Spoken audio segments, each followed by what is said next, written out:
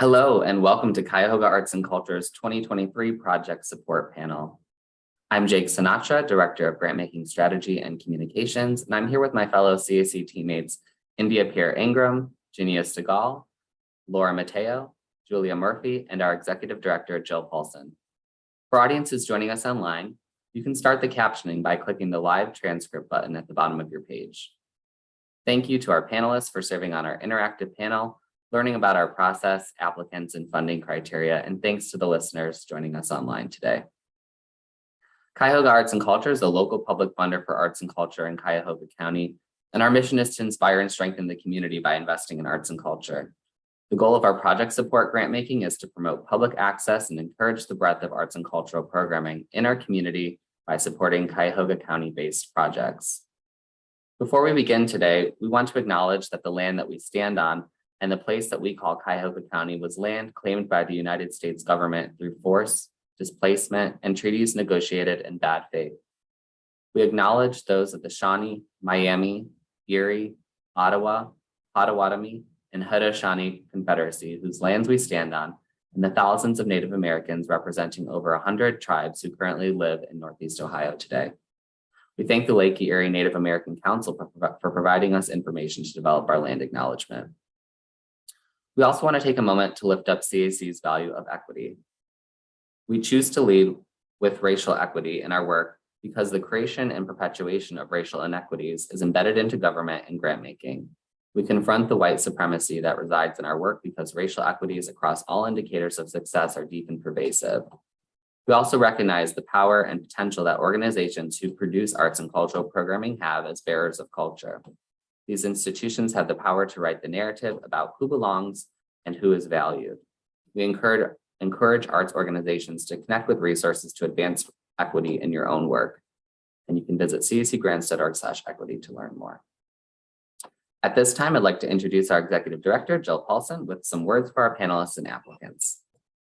Good morning, everyone. Thanks, Jake. Thanks to the team. My name is Jill Paulson. As Jake said, I'm the Executive Director here at Cuyahoga Arts and Culture. I appreciate everyone coming here today, this morning, our panelists, and those of you watching online for the next 3 days, as we really dig into what's a vital and important piece of CAC's work as a public agency, and that is our grant panel process, both for Project Support 2023 and then later for Cultural Heritage.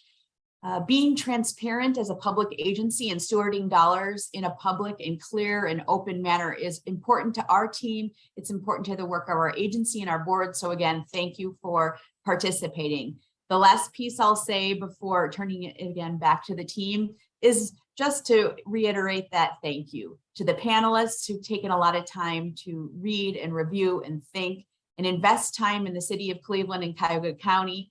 Thank you so much. And also to my teammates, the program team in particular, who have spent almost a year now preparing for this week, developing applications, guidelines, hours and hours of support and technical assistance with the groups that we're going to be cheering on today as they go through this panel process. So I want to thank you all and welcome to the beginning of our panel. Thanks so much, Jill. At this point, I'd like to ask our panelists to introduce themselves. Please share your name and your gender pronouns and where you're located in your professional connection to arts and culture. I'll paste an order in the chat to get us moving this morning.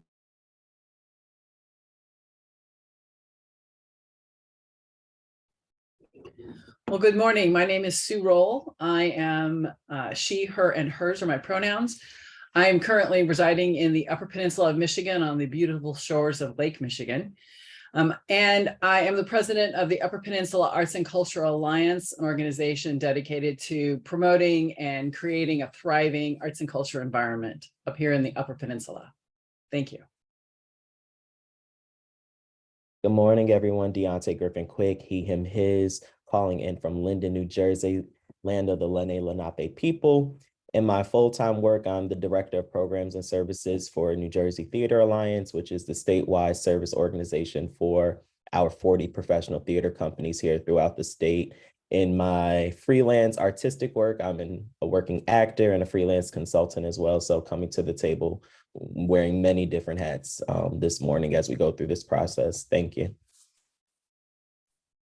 Morning, Danny Tuss. I'm currently the Director of Foundation Relations at the University of Dayton and a recent transplant to the area. Before that, I was a program officer at New York City's Department of Cultural Affairs, which is a city grant-making program, about $40 million annually and about 1,000 organizations in New York. And then before that, I worked in a couple of different roles at the Brooklyn Museum. Good morning. Good morning, everyone. My name is Emily Master, and I use she, her, hers pronouns. I have spent my career as an arts and culture practitioner. I'm currently the executive director of a public-private partnership with an Israeli governmental agency around cultural heritage. And I also participate in artistic life as both an advisor to arts and culture organizations and as well as funders of those projects. So it's a privilege to be here with all of you. Thank you. Thanks so much to our panelists. And now I'll walk through how the review process will work for those following our live stream today. As the panel chair, I'll introduce each application and project, and then I'll lead the panel through a discussion focusing in on each of our funding criteria at a time. Panelists will be invited to comment on applications in relation to the funding criteria. We'll have 3 minutes for public benefit, 2 minutes for artistic and cultural vibrancy, and 2 minutes for organizational capacity. Our panel co-chair, India, will keep us on track with time using our PowerPoint slides on the screen. We've allocated 8 minutes for each application. And to keep things moving smoothly, our panelists will come off of mute to indicate that they're ready to be the next person to speak. And I will also call on panelists to speak if need be. After we go through the criteria, the panelists will submit their scores, which are tabulated by CAC staff. To our applicants, please do not contact or address the panel in any manner during the deliberations today, electronically or otherwise. If an applicant does believe that a panelist has presented incorrect information regarding their application, they should utilize our panelist information correction form, which is available at cacgrants.org/live and within our audience guide posted to that page. CAC staff will review the correction to determine if it is objective correction of misinformation. And if it is, the panel chair will read the correction to the panel and for the public. An example of objective misinformation would be a panelist misstating the number of performances detailed in an application. This is not an opportunity to provide additional information. It is an opportunity to clarify what was submitted with the application.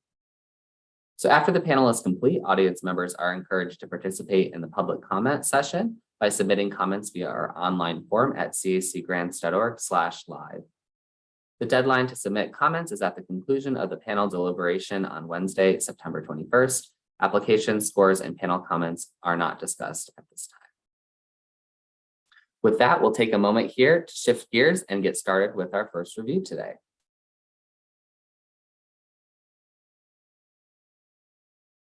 All right, looking to the panelists here. Confirm we're ready to get started. Fantastic. Our first application is from America Scores Cleveland for their project titled America Scores Cleveland's Power of Poetry. Power of Poetry will engage Cleveland Metropolitan School District, CMSD, 3rd through 8th graders, and after school for 11 weeks as they study, explore, create, and perform poetry in the fall of 2023. Participants perform team and individual poems during a culminating community-wide poetry slam event. Would one of our panelists like to get us started around how this application relates to the public benefit criteria, which is an organization's ability to meaningfully and authentically engage its community through its project?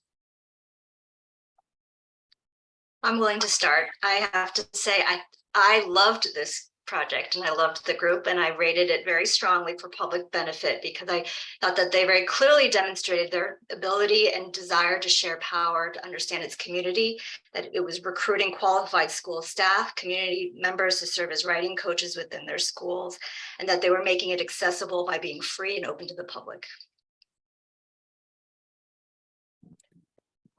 I'll tag on to say I too love this application. It was very clear, very thorough. I appreciated their approach to focusing, to my understanding, on Black and Latino communities in the surrounding area. And what I appreciated even more was that they were really focused on implementing some anti-racist policies and practices to make sure that their effectively communicating and engaging with that community as well. So in terms of public benefit, I think it is of very strong and of great benefit to the area, to the community. I'll add that I thought it was also a very strong application, and I love the concept of poet athletes. That's an awesome blend. So it was clear, it was a very strong application overall, and the public benefit I thought was great.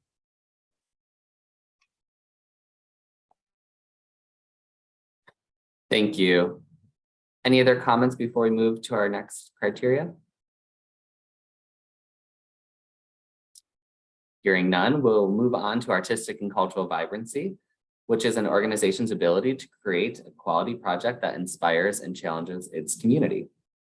Would one of our panelists like to speak to this criteria? I was really taken by how, oh, I'm sorry, Sue. No, Emily, it's okay. Go ahead. I was really taken by how they're building the capacity of their arts and culture professionals. So again, I thought that they were very strong in this area, that they're spending most of their budget on hiring arts and culture professionals. And I know that maybe sometimes we don't think about that in an ability to inspire and challenge its community, but I thought they really demonstrated the value that they place on their artists and their arts and culture professionals in serving in a project that is otherwise free and open to the public. And I thought their comments about their reflection process being an evolutionary tool were very insightful and very positive. They had a variety of community sources for feedback, and I thought it was a very positive way to run a project. I had a similar read on that I appreciated that they incorporated feedback to encourage freshness in their programming. I also liked that they mentioned local partnerships and how that's an added dimension for supporting the parents, teachers, and coaches.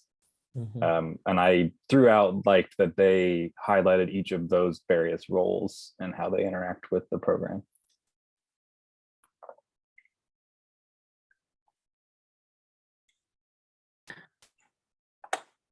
Thanks so much. And let's all, if we can, in our comments, remember to connect those back to our scoring descriptions of strong, fair, and weak. That helps both our other panelists and applicants know how those comments then are tying back to scores. Anything else on artistic and cultural vibrancy? Otherwise, we'll move right on to organizational capacity.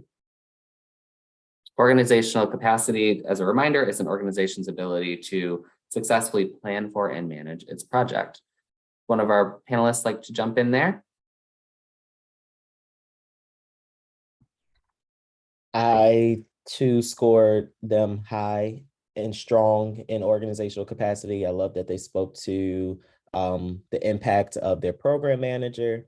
They also talked about, as Danny mentioned, working with local community partners as well to make sure that they're able to see this program all the way out. So I thought it was very evident that they had the organizational capacity to produce this program.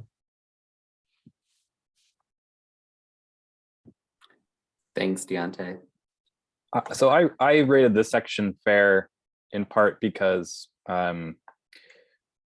while I think they've been doing this and it's worked since 2004, I was hoping for a little bit more information on maybe how many teachers and coaches have been engaged before in the past. I think they can do this. I just noticed that there was some additional information that would have been helpful for me in that regard.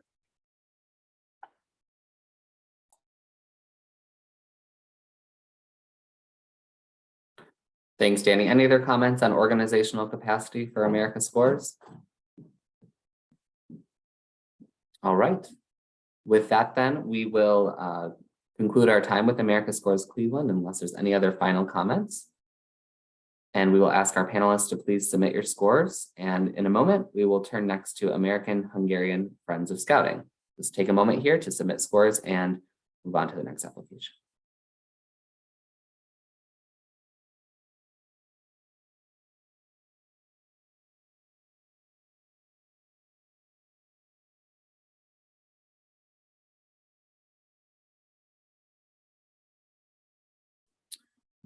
All right, moving forward.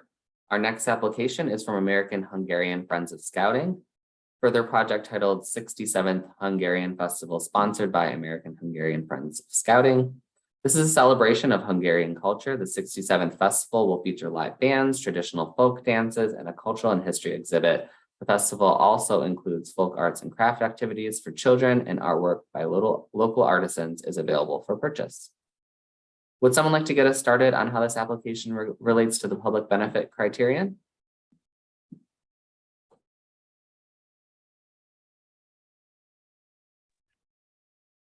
I'll jump in here. I scored their public benefit as fair. I love that, they were including multilingual marketing materials. They were making it accessible and low cost for people in the area. I thought it was a really effective way of marketing and kind of community engagement, understanding possibly financial parameters or financial struggles of people in the surrounding area. So wanting to make it really accessible and low cost. And they talked about even, I don't know how specific we can get in this part of it, but talking about using Valpak coupons and marketing through that promotion. As someone who uses Valpak promotions, I thought that was like very intentional and great, because I would find that of great benefit. However, I think they're really clear on who their community is, but I would have loved to see more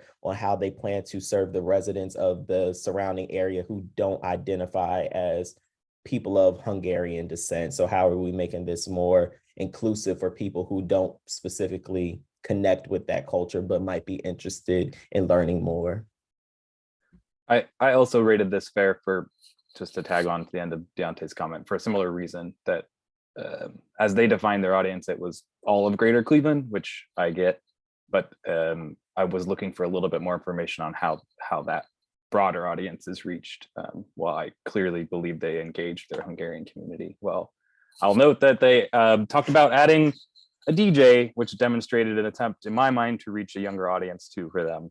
So there is adaptation there and an attempt, but I was hoping for a bit more information on how they kind of had a reach for that broader audience that they're defining. I also agree on both of those comments, and really, as someone who's not familiar with the county, I also didn't have a sense of the size of the Hungarian population that they were reaching, or how that makeup is in the county to be really a public benefit. I think for me, what was most challenging was not understanding how they share power with their community. It seemed very one-sided, and how they were engaging in dialogue. So it seemed more of an awareness and not so much reciprocality. I did notice that I thought on a very positive side was they had a large number of volunteers, and they discuss alumni from their organization coming in. So there's obviously, I thought, a continuing positive relationship over time with the people who are involved. But yes, more demographic data would have further supported this section.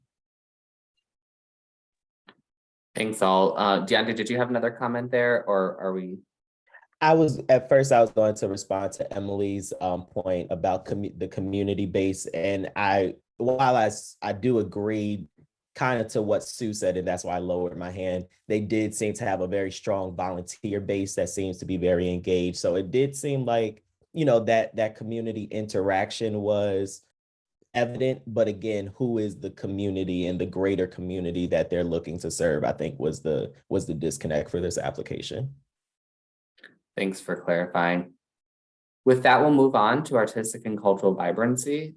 We have 2 minutes here. Would someone like to speak to that aspect of the application?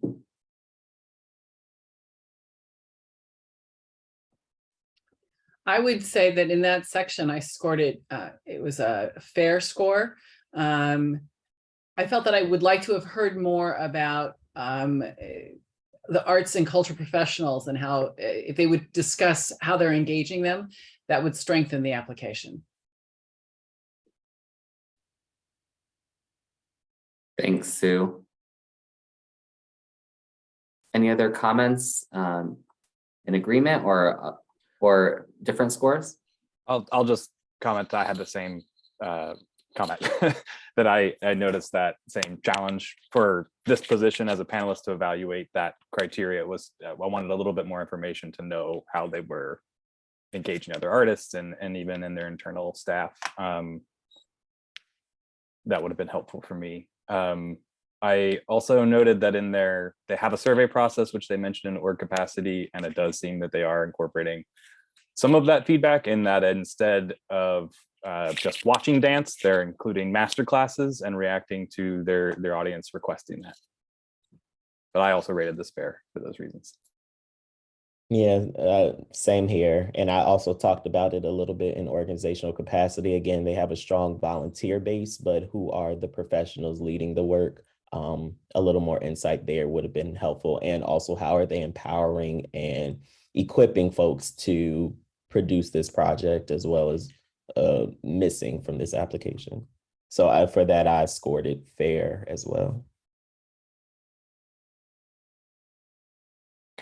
Thank you. And I think that's a good segue to organizational capacity. Would someone like to speak to how this project is being successfully planned for and managed?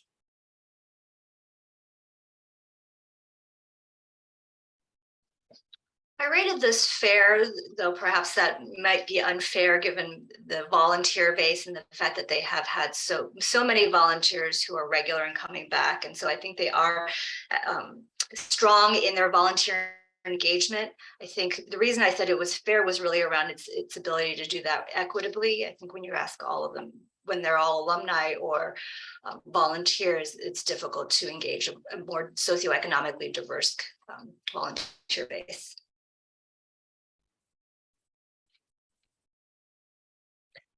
I also scored it fair, and it was solid. It was fair. I think what was evident was that, it seems like as though they have a history of producing this event, and it didn't sound like a massive undertaking for the organization. So it seemed as though, I guess, with the leadership that they have, and additionally with the strong volunteer base, that it was something that seemed feasible for an organization with its capacity to do. I did note, I think within the budget, the organization did speak to, I think they gave a number and I'm having a hard time finding it. But it looks like almost 90% of this program budget is like 90% of their operating budget too. So I can clearly see that this is probably their main priority for the year. So I do think, if all efforts are focusing on this, that they would be able to produce the event as planned. I also rated the section fair. I don't need to add, I agree with what has been said, so I won't add too much more except for to say that I did appreciate that they acknowledge generational diversity in their volunteers, because I think an organization like this that has broader goals of a broader reach, but seems to be more within the Hungarian community, it would be important to have that kind of next generation step up.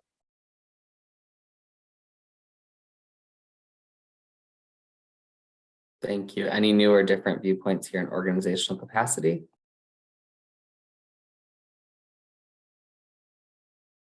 All right. Well, with that, we will conclude our time with American Hungarian Friends of Scouting.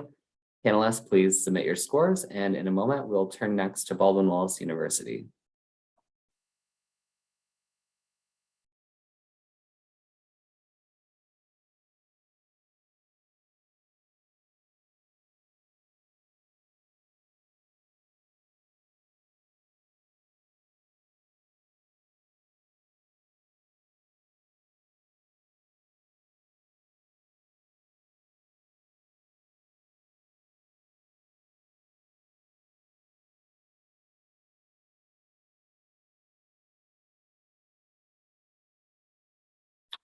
All right, our next application is from Baldwin Wallace University's Community Arts School for their project titled Baldwin Wallace University Summer Art Programs. The BW Summer Arts Programs are weekly in-person day classes and camps for residential and commuter students in grades 4 through 12. Students engage in dance, music, theater, and visual art programs with expert faculty and professional guest artists. Concerts and presentations, which are free and open to the public, are also offered throughout the summer. Would someone like to get us started around how this application relates to the public benefit criterion, which is an organization's ability to meaningfully and authentically engage its community through its project?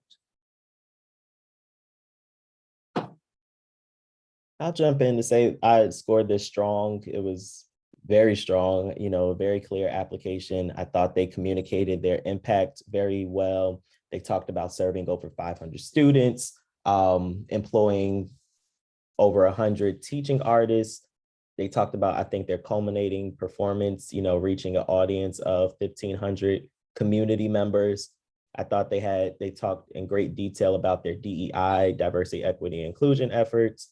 I did note that I would like to know more about the demographics of the students that they are serving. However, I don't want to flag them for this because this might be a recommendation for your agency to possibly look at the application format and ask for that demographic information. I think it would just provide a little bit more insight for panelists who aren't familiar with the area.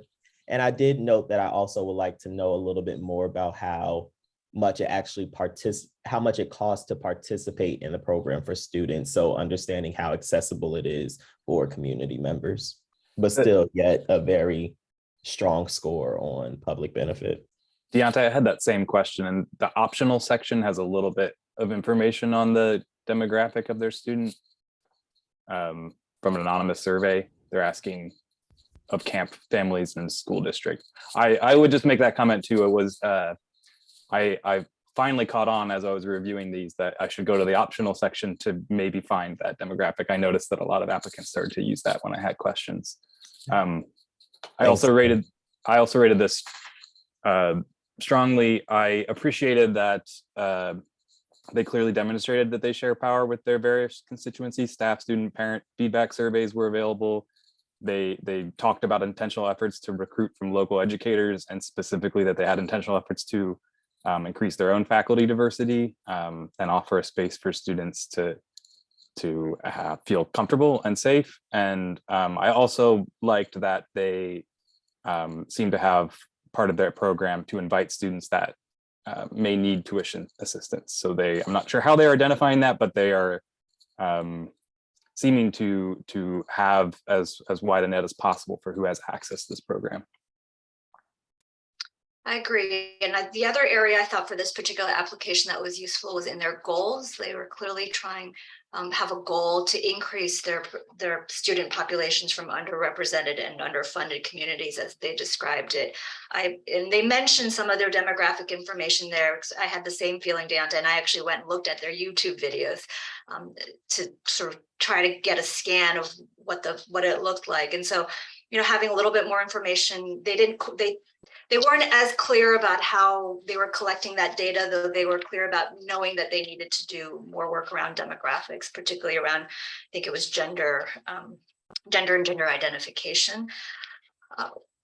The other piece that, and I rated them strongly in public benefit because they reiterated a number of times the partnerships that they have and really utilizing partners in the community to help them recruit and identify. I agree with everything folks have said here, and the partnerships absolutely, I think, make a difference. It would have been helpful, even though I did score this strongly, to have had maybe testimonials from those partnerships or some weighing in of the people who work with Baldwin University. Thanks, everyone. With that, we'll move on to artistic and cultural vibrancy. Would someone like to kick us off on this section, please? Deontay mentioned this earlier when you talked about the number of artists that were engaged. So again, I thought that they were, I thought they were strong in that area where they are clearly building capacity, not just serving students and giving them this opportunity, so the future arts and culture leaders, but also providing work for the artists of the county.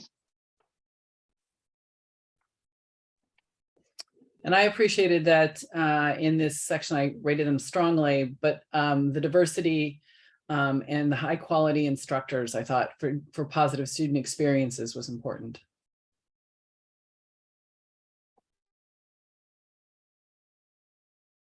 Thanks, Sue. Any other comments on artistic and cultural vibrancy for this application?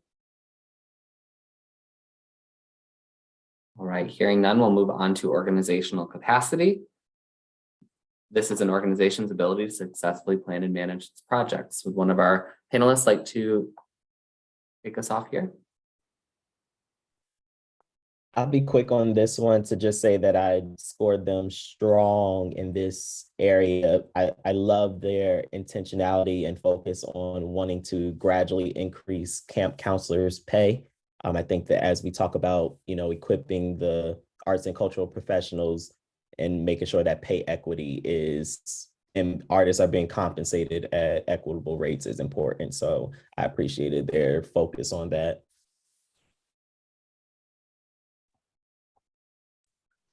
I thought that their goal statement and measurement process were strong, and that I scored this section very strongly too. They seem very capable of pulling off a really great program. I rated this strongly as well and don't have too much to add. I liked that they talked about faculty, admin, community art staff all working together. It really came off as a kind of group working together to implement this program. The note that I have just as a critique would be that so the budget seems to be mostly made up of tuition, and I wanted to understand a little bit more about what tuition is and the tuition assistance offerings, because I think that would just be a helpful thing to know in the future to evaluate the whole program. Thanks. Any other comments on organizational capacity? I think with that, then, we will conclude our time with Baldwin Wallace University. Panelists, please go ahead and submit your scores. And in a moment, we will turn next to Carolyn L. Farrell Foundation for Brain Health.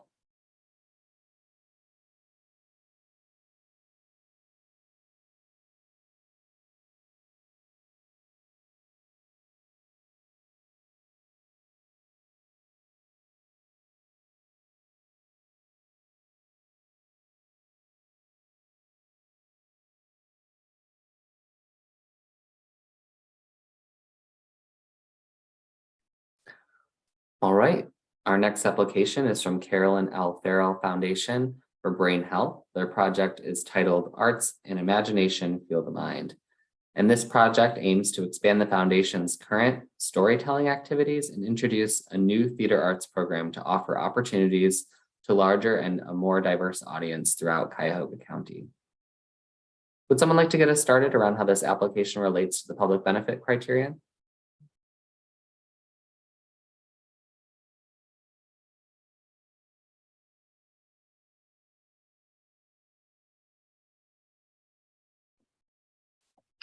I'd be happy to say I thought that I scored this strongly.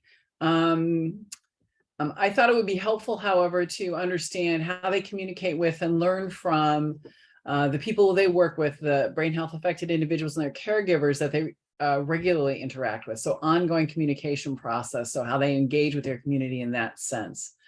I think their partnerships were fairly clear. Thanks, Sue. Any other thoughts on public benefit for this application?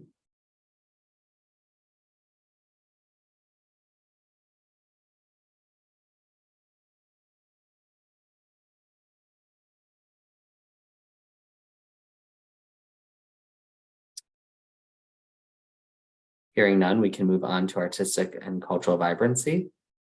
Someone like to speak to this criterion?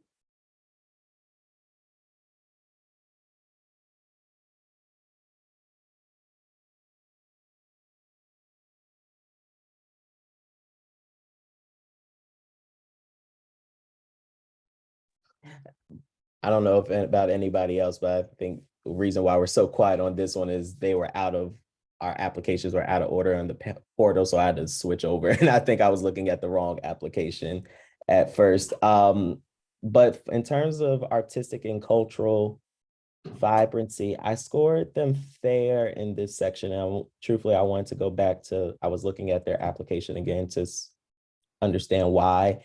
But I do think that their connection to art and the social focus that they are incorporating, and particularly of supporting folks with dementia, I believe, and their caregivers as well is a really interesting connection to art and kind of health services. So I will say, like, in terms of artistic vibrancy, it's pretty solid. I think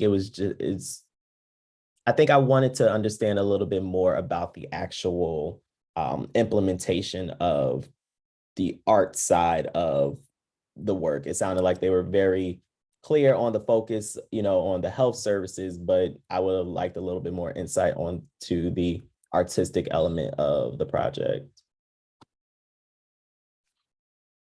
Thanks, Deontay. That was my confusion, was I had a different application up, and so I was having to take a step back. If it's okay, I do want to just step back to public benefit. I think what was really, I did mark it strongly because I was really taken by how they define the community that they're serving, and really made a strong case for the fact that they were serving a very large percentage of individuals who are suffering from dementia who don't live in nursing homes. And so I really thought that that was an important point that they made. So they had said 22,000 individuals 65 and older could be diagnosed with dementia and Alzheimer's disease, and only about 14% of those individuals are in homes or memory care units. And so this foundation is providing the programs for those individuals who live alone. And so in that way, I felt that they were clearly articulating a knowledge of its community and using that demographic to drive their work.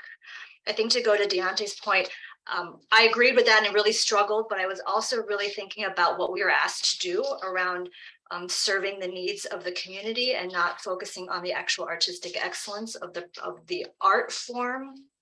So in that way, I still thought that they were strong, and that they were, as one who can identify as being a caregiver of someone with dementia or Alzheimer's, I like to believe, and it looked to me from their supporting materials, that they were meeting their community at where they're at, whether it's individuals who have, significant memory loss or at the beginning stages of their journey. And I rated this fair. I think Deontay and I had maybe similar moments of trying to evaluate this, because I understood the work and I thought the work was impactful. And I share Emily's comments as well. I think where I struggled was that there are criteria about qualified professionals and internal facing kind of capacity to build arts and cultural professionals. I think what I was looking for was more information on who was doing the work in the actual application to evaluate that. And not that I don't think they can't do it, but that as far as being a panelist and evaluating that section, that's what I was looking for. And I think why it stayed in the fair column for me. And for clarity, just kind of, piggybacking again off of what Emily said, I didn't want to score it based on artistic excellence, but understanding the vibrancy and just the actual implementation was a little bit of a disconnect. So I think if the applicant were to resubmit in any way, just understanding that, kind of to what Danny was saying, like who's leading this work and how is it actually being conducted with the community members that they are serving, would have been a little bit more helpful. Thanks, everyone. Any other comments on artistic and cultural vibrancy? Otherwise, we will move into organizational capacity for this application. Someone like to share their comments in this section, please? I'd be happy to say I scored this section fairly. As fair. I thought, again, the background of arts and culture professionals would have really helped strengthen the capacity section. Also, offering some examples of the evaluation mechanisms or processes would help me understand how they're gathering information, pulling it in and using it to improve their work. I thought their supplemental materials, though, really did support their ability to pull this off and create a meaningful program. Thanks for that, Sue. Any other comments on organizational capacity for this application?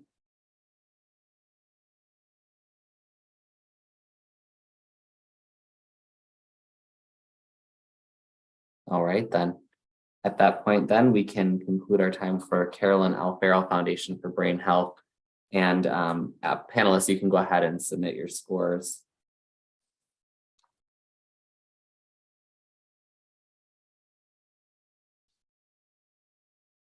Our next application will be ChamberFest Cleveland. We'll take just a moment here to have the panelists finish submitting their scores and to change gears.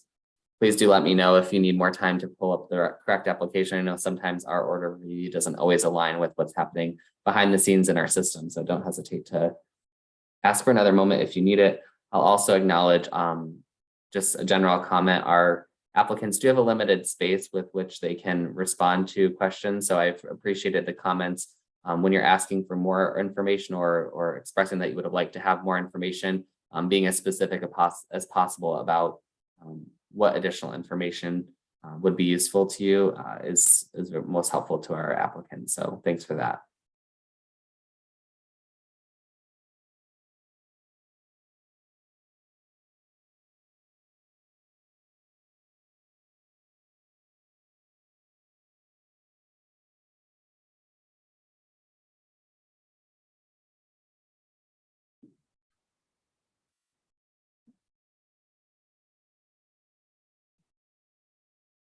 We ready to resume here with ChamberFest Cleveland? I'm looking for eye contact with folks to make sure we're ready to go.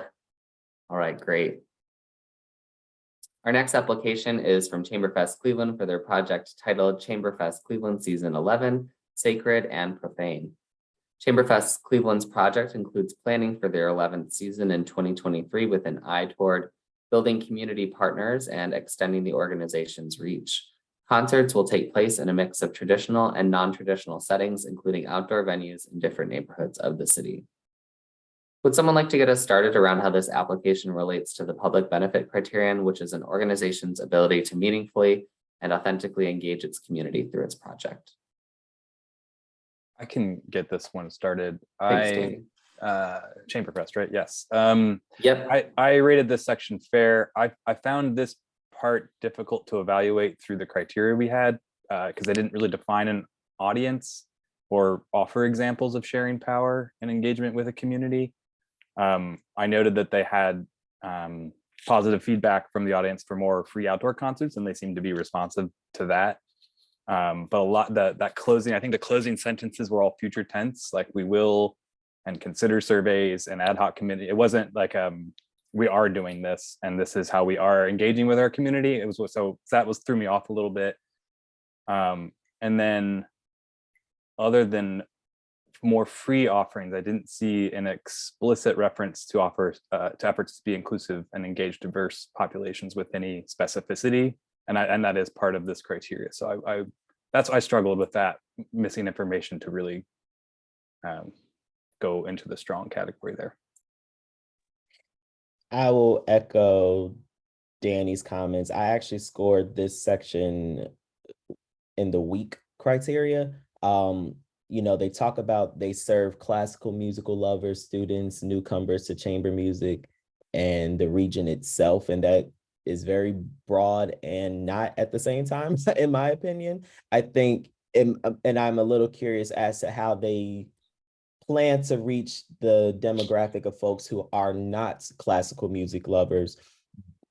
However, they speak in the second part of this question to trying new audience initiatives and seemingly to make it more accessible to attend some of these concerts, which is great, but there was a disconnect, I think, in the why, when it seems as though they had their strong community base that they were already serving, but yet and still they were trying to do these new initiatives, but they haven't defined why they wanted to do them or who they are trying to connect with through doing these new initiatives. So I think, and again, I don't want to slight them too much because it might just be a limitation within the application as it stands that, they couldn't fulfill all of that information in the short space that they were given. So it was a little weak just because there seemed to be a disconnect in terms of audience and community engagement.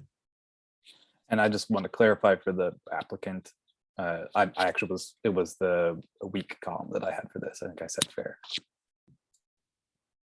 I also had them as weak in the area of public benefit because I did not think that they provided enough information to identify the community that was being served. And there wasn't evidence of any meaningful partnerships or relationships. As Danny mentioned, it was all future tense. It all appeared aspirational in what they were planning to do, and what evidence they had of what they had done already didn't show a level of engagement beyond a survey and selected responses that they provided to us. I would concur with all that was said, and I would like the applicant to know that when you talk about activities to build interest in knowledge and accessibility, just throwing in an example or two helps me see that there's clear ideas being put out, that it's not strictly aspirational, that actually we are giving serious thought and consideration to something. So examples really help confirm the reality and practicality of something rather than the aspirational nature of a statement.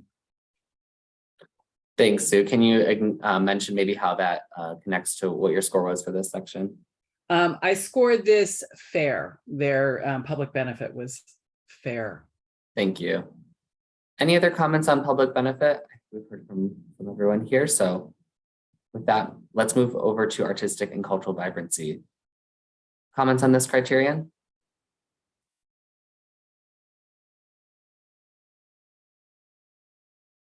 I struggled with this because I know the organization from an artistic perspective. And so I really tried very hard to remove that and really think about how they're engaging with connecting with and serving its community, which when we identified the fact that the community wasn't well identified, that was a challenge for me in this particular area around vibrancy, artistic vibrancy.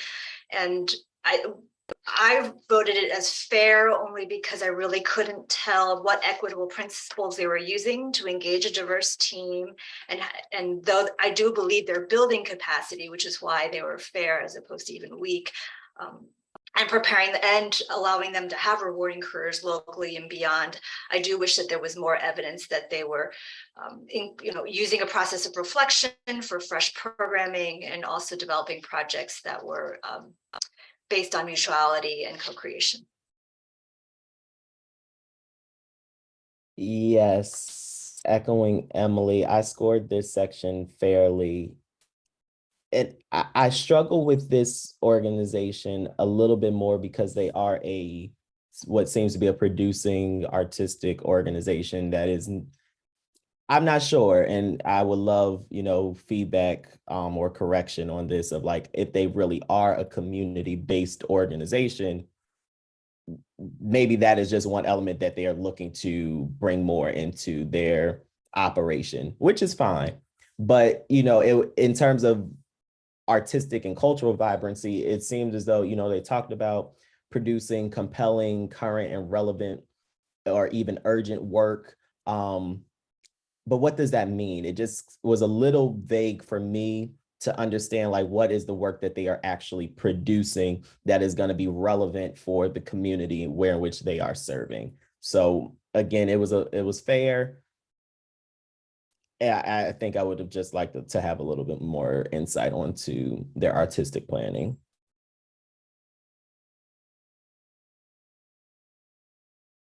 I also noted that two individuals, I think they're the first one that was mentioned, their co-founder was the concertmaster of the Calgary Philharmonic, and I didn't look to see, because I'm not familiar with the area, if there's one in the county or if that's the one that I'm thinking of in Canada, and that they also had a board member. So I would appreciate if anyone had insight around that.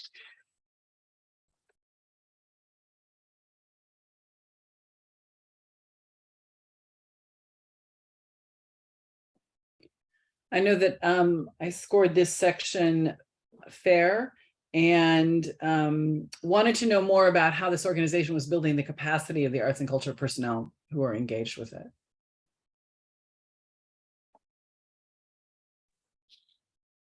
I also scored this section fair and had the same challenges in evaluating it that others have described. I would just say that I think one thing that the applicant could do, it reads a lot like the artistic direction is driven entirely by the artistic directors, which is one way to do things, and that's fine. It's just that this evaluation calls for co-creation and community engagement in some way. And so if it does happen that the artistic director makes all the decisions, it'd be helpful for the applicant to describe if there are ways that the community is feeding back some guidance that helps inform that decision. It didn't read that way. It read a lot like on an island making this call.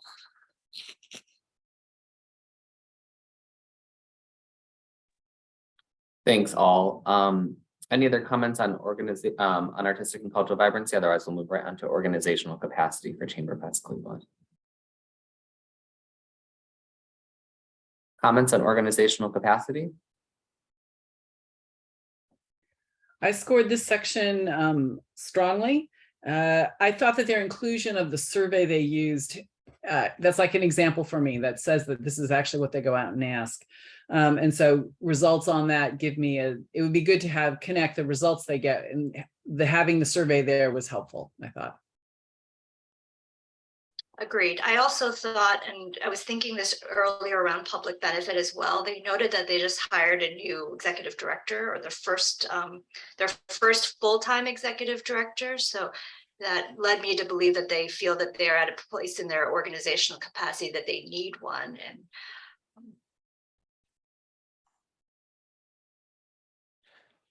so I had I rated this fair. I had a couple related comments.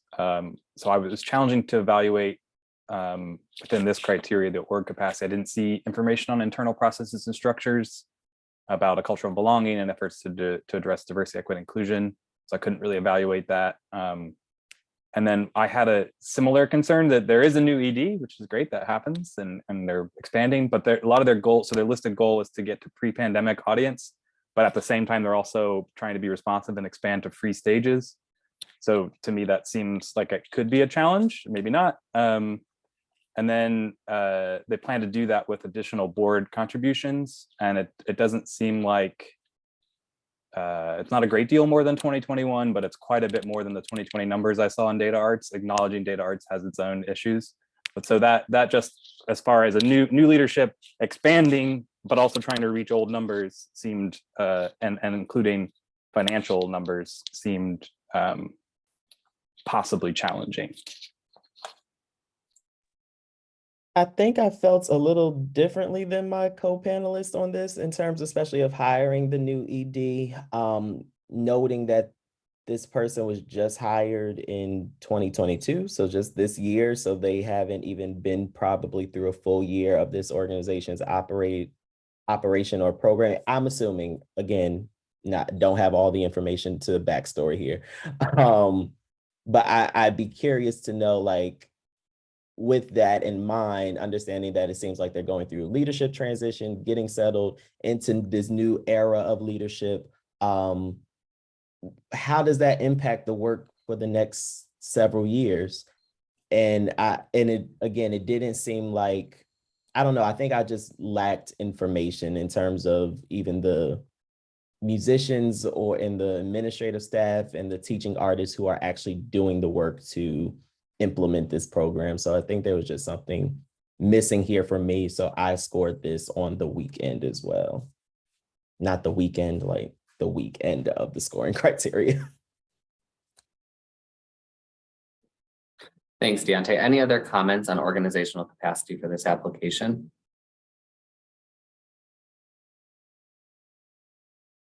Okay. I just want to add one thing for the applicant, because I think it could have changed to my read, is that had the audience been more defined earlier and understood how they were being responsive to it and how that was expanding the potential to get back to pre-pandemic levels, my read maybe of the organizational capacity would have been a little bit different, because it's a great indicator. They're growing enough that they need a full-time ED. This ED steps in. It's more that they seem to, this language in the application seems that they were jumping ahead a couple steps for a new ED to come into. And so if that other context might have been there, I might have not had the same read. So I'm going to give that feedback to the applicant. Thanks for that, Danny. With that, we will close our discussion of ChamberFest Cleveland. If the panelists could please submit their scores. And in just a moment here, we'll move on to our next review, which is Cleveland Print Room. Just gauging with our panelists, I think we'll do maybe 2 more reviews and then we'll take a break. Unless anyone needs a break sooner, please just let me know.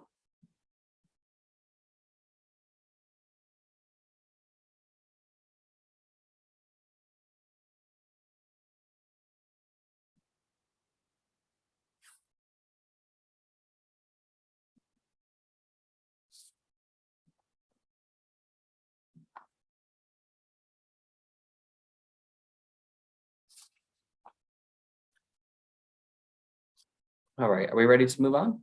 We'll be moving on to Cleveland Print Room next.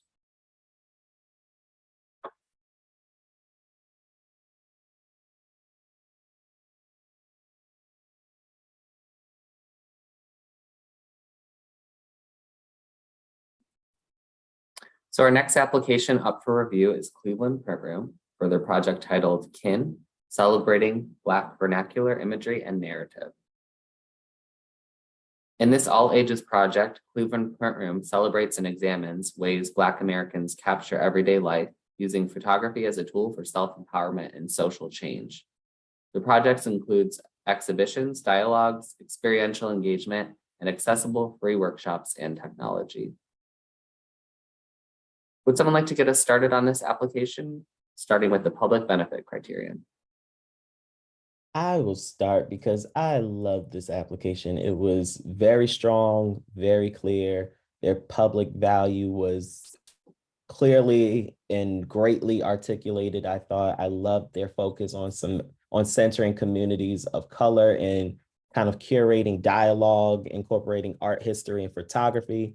They talked about it being multi-generational. It seemed to be accessible to the community. They were also offering free workshops and technology. So I don't have much critique or areas of improvement for this section because they did a great job of articulating this. I agree with Deontay. I scored it strongly and was very enthusiastic about it. And I just want to echo what Danny had said earlier about the optional section being, or I'm not sure it was Danny or Deontay, but somebody mentioned earlier that the optional section was very useful. And I think it would be helpful for all of our grant applicants to know that that section for me was kind of the place I wanted to go back to regularly. And in this case, particularly, it was useful just to have a history for someone who's not from the area.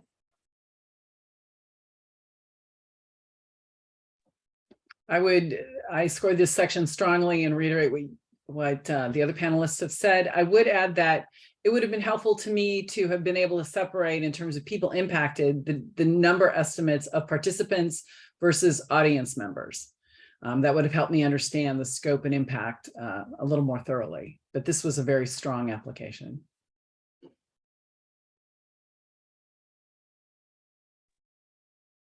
Other comments on public benefit for this application? All right, let's move right on then to artistic and cultural vibrancy for Cleveland Print Room.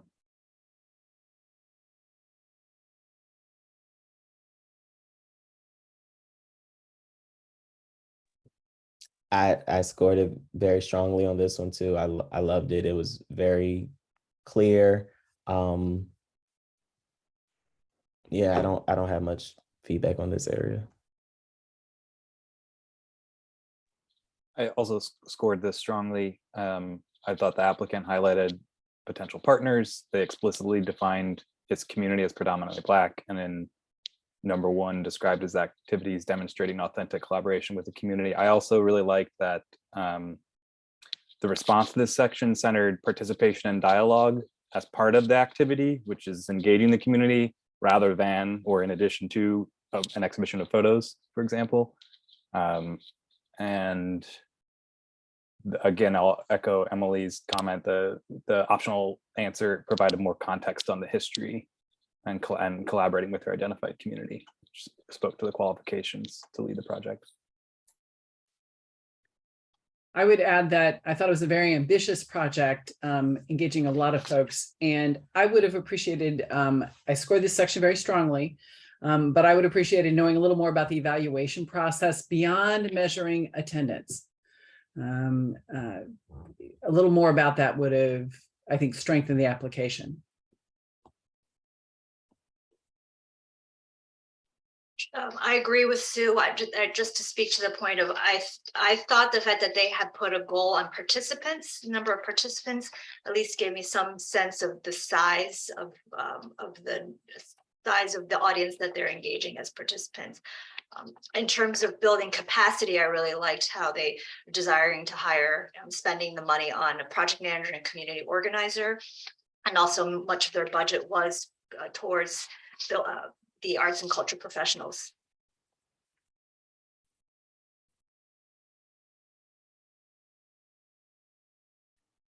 Thank you to our panelists. With that, we will move on to organizational capacity for this application. Comments on organizational capacity? I scored this section at a fair level. More specifics about the evaluation and reflection process would have strengthened the application, definitely. Also, as Emily noted, 25% of the projected expenses were for a project manager, community organizer. Knowing their role would have been helpful.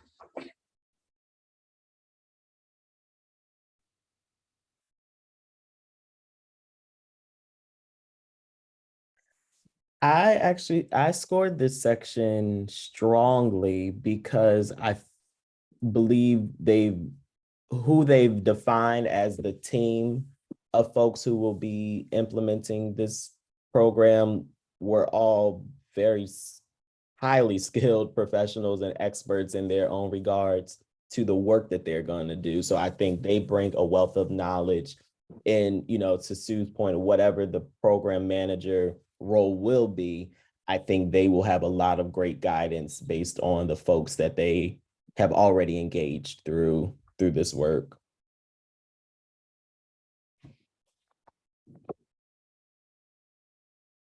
Thanks, Deontay. Other comments on organizational capacity?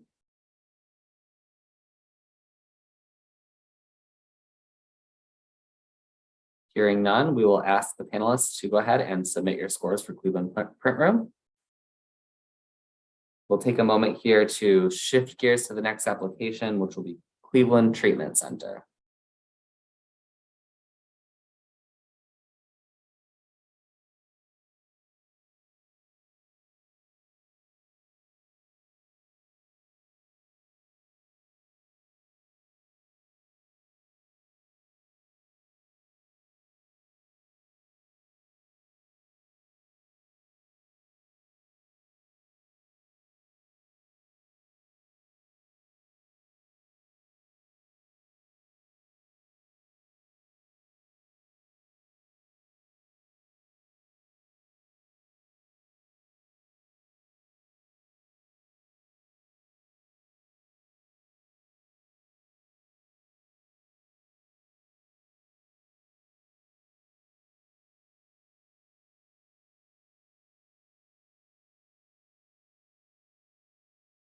All right.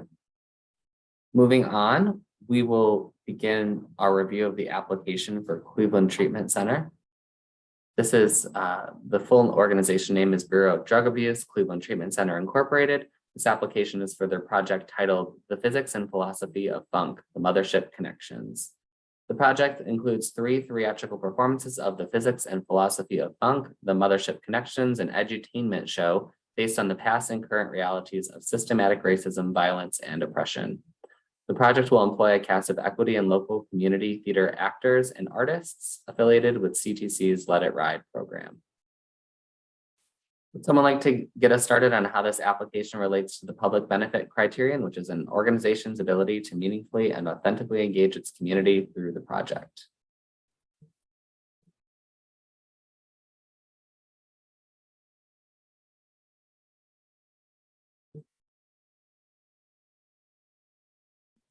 Public benefit comments? I can get started. Thanks, Jenny. So by their own description, I think they meet the criteria. I rated them strongly for that. It names institutional partners that are representing the community they specifically define. that is advising on programming, and it's offering a clear demographic description of the community served. It's articulating how knowledge of the community informed impact goals. Where I did struggle was there isn't a great deal of detail, but they mention experiential learning opportunity for professional and young artists. I'd like a little more information there. And then just organizationally, I would have liked for this evaluation to have some information, maybe in the organizational description, on what the Let It Ride program is and its history, and then any other context that showed how Elsie Collins, you know, came to just decide that this is the type of performance that the community is looking for.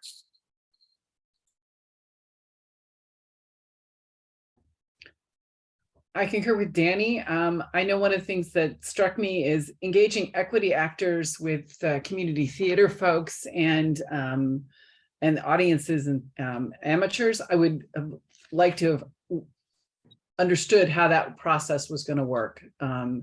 So that's the development of arts and cultural professionals. I would have liked to see more, but I did rate this section strongly.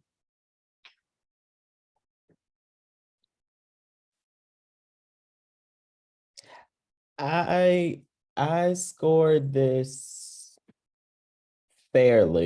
section fairly. I think it will be of benefit. It seems like they're relating it to relevant social topics through this theater piece.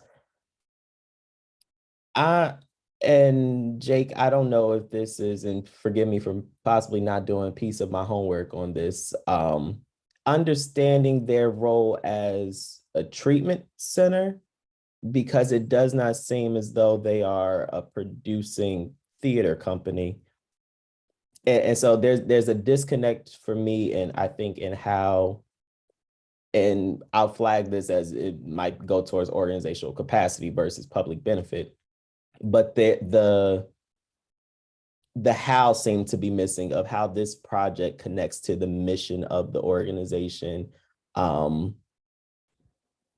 And again, it's a really intriguing topic and project that I would be interested in, but I would be more interested in understanding, kind of, I think, to what Danny said, of how this really is relevant and connects to the community that they are seeking to work with, if that makes sense. And just to offer clarification there, we have applicants in this program who are both have a primary mission of arts and culture and who do not have a primary mission of arts and culture. So, I understand that, yes. Okay, just to clarify that, and so. I totally understand that. It just seemed, even with that in mind, and I understand that, you know, there are entities that incorporate the arts and culture into the work that they do, but I think it didn't connect, for me at least, in understanding to the mission of the organization as it has been shared with us through this application, of the impact that they're looking to have on the community. Thank you. Other comments on public benefit and connections to the funding criteria? I think just to add to what Deontay is saying, I did look at this as the audience of being residents of the treatment center, and that this being a public benefit to that community. I think where I struggled, though I did rate them strongly, because I do think that they are trying to share power and understand and respect that community of their residents, was really understanding how they were building and strengthening meaningful relationships. I didn't think that that was clearly articulated, particularly when, as Sue mentioned, there was a mix of community and professional artists interacting with the community.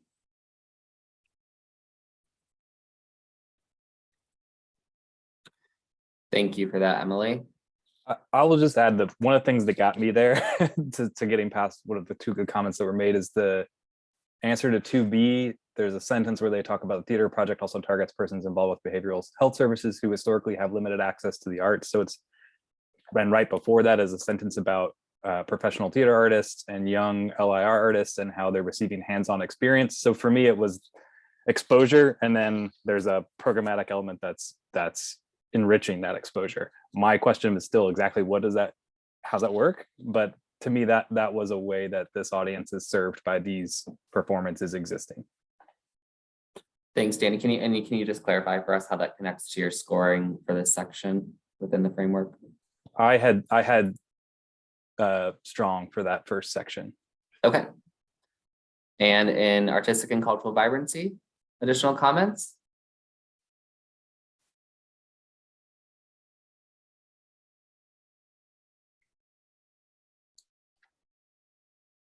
I really Anyone? liked the fact, even though we've also talked about the challenges of it, was the fact that they were building capacity and that they were allowing equity actors to participate in this in a community that might not otherwise be served.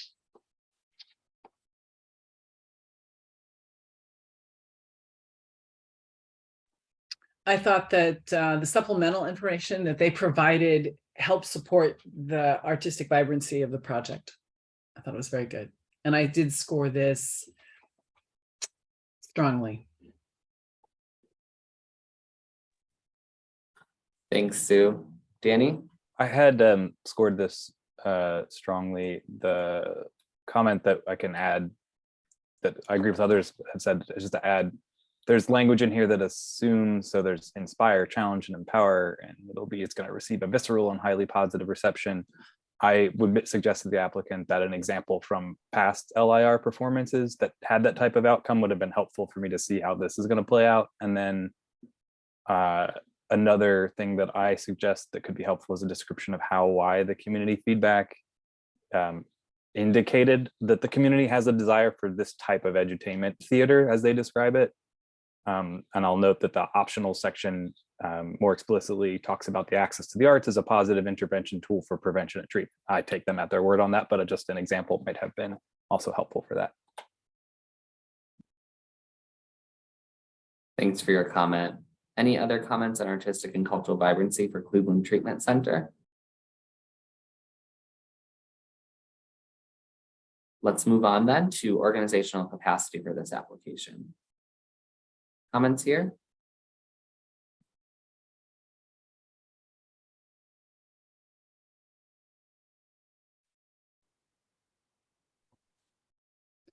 I scored this section for organizational capacity strongly. I thought that the information they provided about past performances and the project personnel gave me confidence that they could pull off a pretty powerful project of this size. Thanks, Sue. Emily, did you have a comment there? I did. I also rated it strongly. I was pleased to see that the parent organization was strongly committed to the program and that financially that they have skin in the game, so to speak. Great. Other comments on organizational capacity?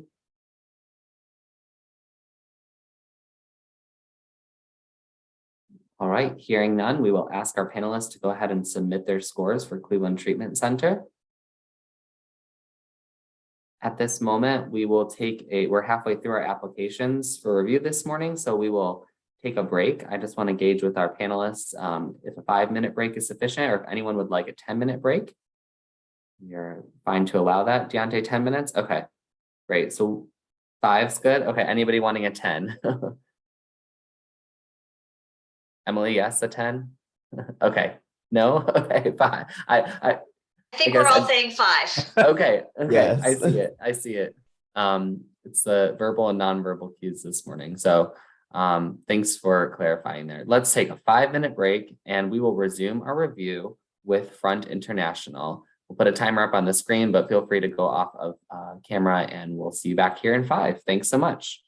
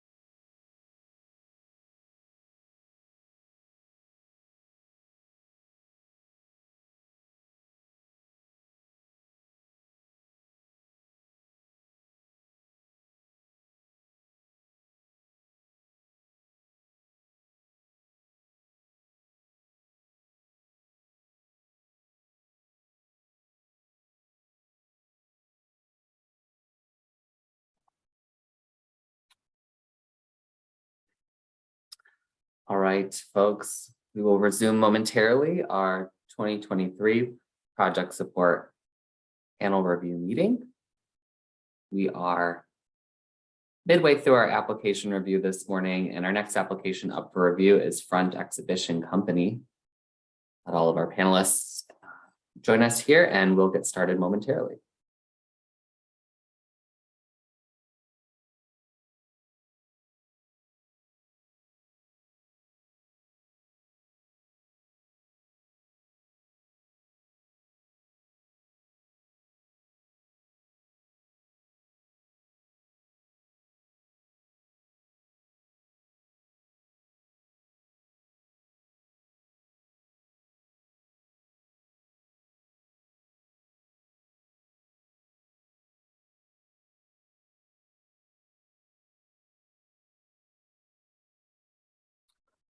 All right. At this point, we'll resume the review of our applications for 2023 project support. Our next application is from Front Exhibition Company for their project titled Front International Cleveland Triennial for Contemporary Art, Julie Merritt Mural. Front will commission a new mural by visual artist Julie Merritt overlooking Cleveland's historic Old Stone Church and recently renovated public square downtown. On a wall 1 city block wide and 21 stories tall, Merritt will deliver a monumentally scaled artwork in the heart of the city. Would someone like to get our review started with the public benefit criteria? I loved this project. I really do. It just, everything about it, I thought they were strong in every area around public benefit. You know, in every question that they answered, they talk about how they're engaging with the audience, the fact that they're having these public workshops, that they're soliciting feedback. It's a joint creation, and the partnerships that they have with places like the Cleveland Public Library, the audience that it serves. And then I think it's not just eyeballs. It was also even looking at their funding and seeing how much they were getting in private donations. It struck me as really a public good.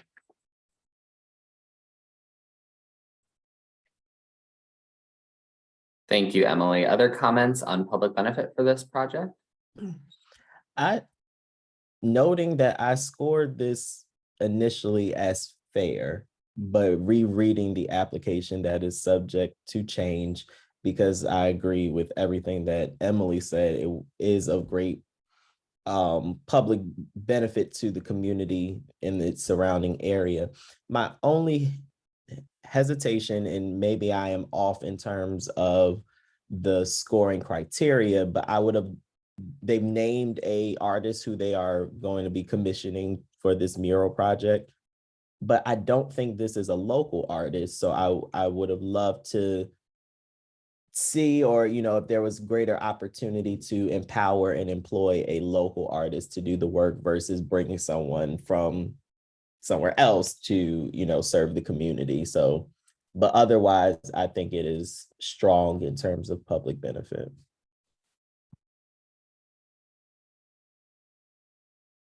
Thanks, Deontay. Other comments on public benefit for this project?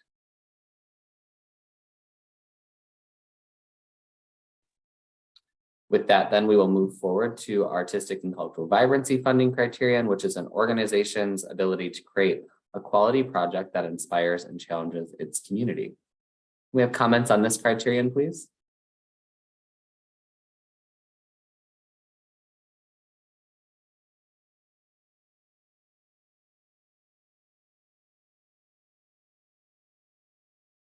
While I still rated them strong in this area, it was on the lower end of that, precisely what Deontay said, I would have liked to have seen them employ a local artist and to build the capacity of the local arts and culture professionals.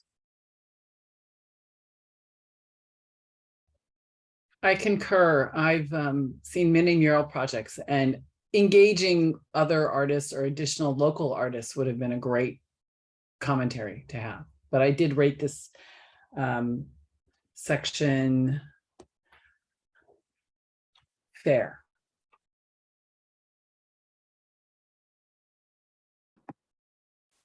Thanks, Sue.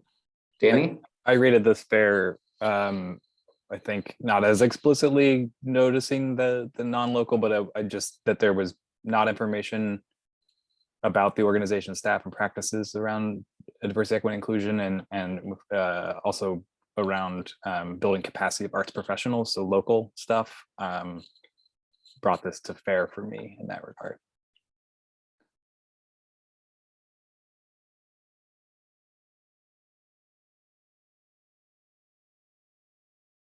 All right, well, let's move on and then to our last criterion here for Front International, looking at organizational capacity. Any panelists comments in this section?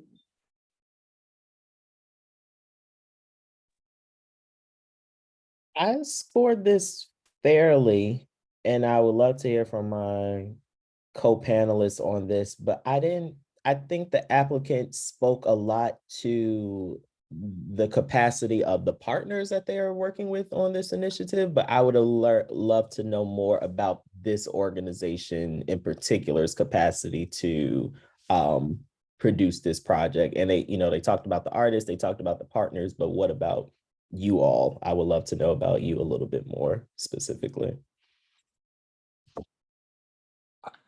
I also rated this fair, I think, for a similar reason. I was saying they list partners that logically seem able to support the project, but it didn't address evaluation of internal organization processes for culture of belonging, diversity, equity, and inclusion, or related to their partners, or equitable recruitment and retention of a diverse team. So they didn't touch on any of that. So I struggled because that's a good chunk of the evaluative bullets. They talked about Julie's background, and I'm sure she can deliver this project. And I just have a note that I didn't look on some fluctuation between fundraising and data arts, but they're not active every year, so it's probably not a big deal. I think it looks like in my own personal notes that I think similar to Deontay anyway, I was wanting more of that addressed to be able to evaluate this, so I rated it fairly. New or different perspectives here? All right. With that, then we'll ask our panelists to go ahead and submit their scores for Front International.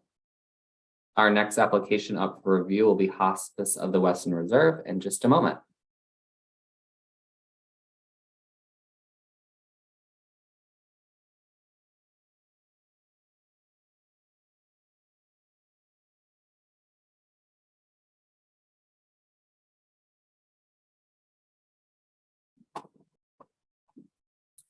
Our next application for review is Hospice of the Western Reserve Incorporated for their project titled The Healing Arts Program, accessible art therapy for people who are grieving the death of loved ones.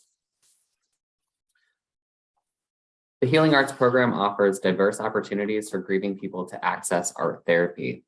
A board-certified art therapist facilitates discussion and helps participants understand grief, create artwork, and practice methods to help them cope, connect with others, and begin to heal. Would someone like to get us started on how this application relates to the public benefit criterion? I just want to say I love the project. As someone who they talk in the application about this being for folks who are dealing with grief and loss, and as someone who recently lost my father, I would have loved to participate in a project like this. However, I scored this application fairly in terms of public benefit because I would have loved to see a little more description about how they're looking to actively engage in more diverse members of the community. They talk in particular about most of the participants identifying as women who are over the age of 50. And that is great, but when it sounds as though they are trying to make this an inclusive space for all people in the area, how are they actively engaging in more, instead of passively engaging in promoting? They talk about, posting flyers, and that's well, but how are they actively engaging with folks in their community that they're looking to bring this programming to? So I would have loved to see a little bit more detail and plan about how they were looking to expand the scope of the community members that they would like to work with.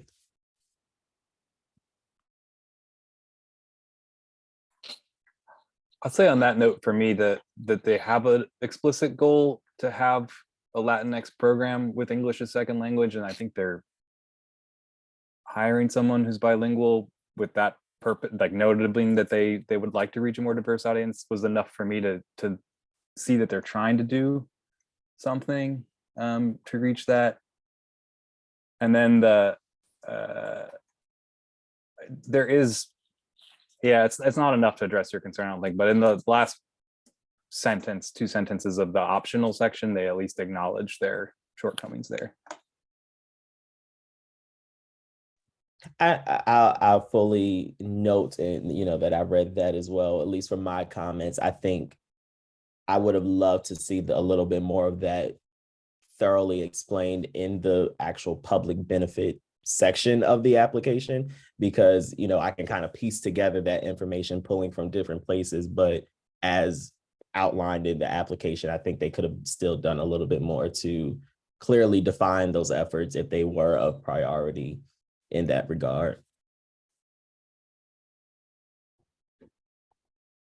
I will say that the supplemental materials they provided, particularly the testimonial of a past participant, I think, and yeah, I rated this strongly, this project strongly, because I saw the impact of it. I think that I agree that broadening the audience is very important.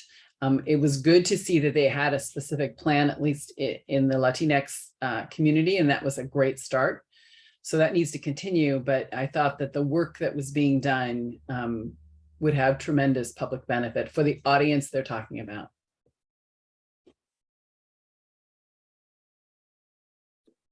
Thanks, Sue. Any other comments here? Otherwise, we'll move to organizational capacity for this application. Did we need to do artistic vibrancy? Oh, I'm sorry. Artistic and cultural vibrancy. It's right before us. Thanks, India, for keeping us on track. Would someone like to jump in there?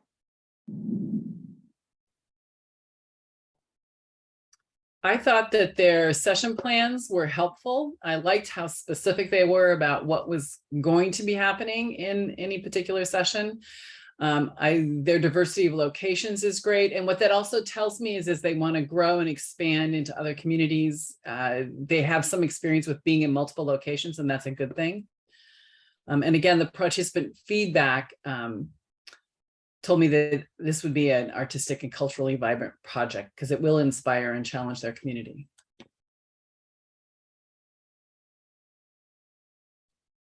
I rated this fair because it was just hard to see how they're developing the project and engaging a diverse team of arts and culture professionals, or even building their capacity as arts and culture professionals. Many of the leaders of the programs were really around art therapy, and perhaps that can be defined as arts and culture professionals, but at the same time, it didn't address any efforts to be inclusive or to have more diversity, equity, and inclusion.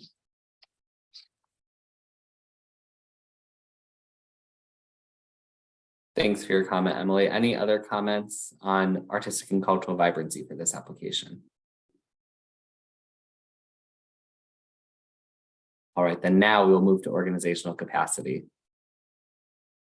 As a reminder, this is an organization's ability to successfully plan for and manage its projects. Comments on this section?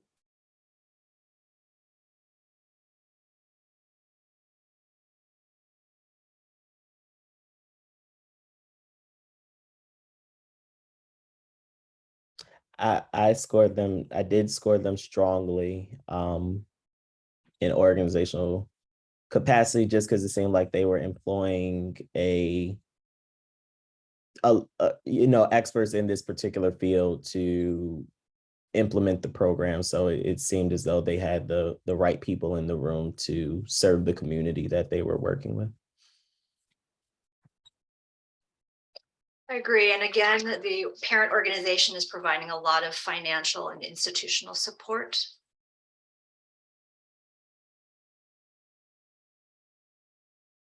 Thanks, Emily. Just to clarify how that connects to your score for this section. Strong in the sense that I felt that they would be able to plan and implement the project. Great, thank you. Sue? The engineer in me just got all geeky soft about the goal measurement. Was very clear and very well planned. I really appreciated that. It contributed strongly to me giving this organizational capacity a strong evaluation.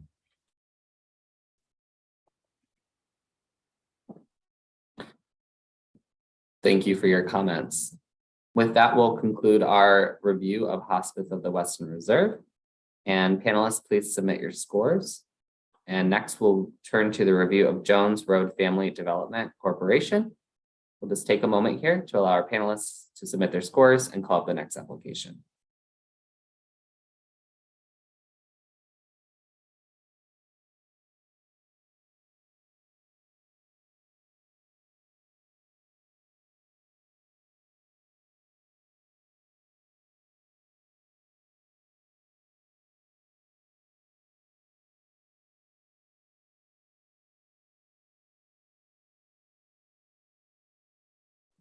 All right, continuing on, our next application is from Jones Road Family Development for their project titled Literacy Through the Arts Summer Camp. Literacy Through the Arts, or LTA, is a 6-week summer camp, as well as after-school sessions during the school year for 1st through 8th grade students from public, parochial, and charter schools. LTA aims to provide a safe, nurturing, and creative space for arts exploration. To begin this review, we'll start with the public benefit criterion. Would one of our panelists like to start this review?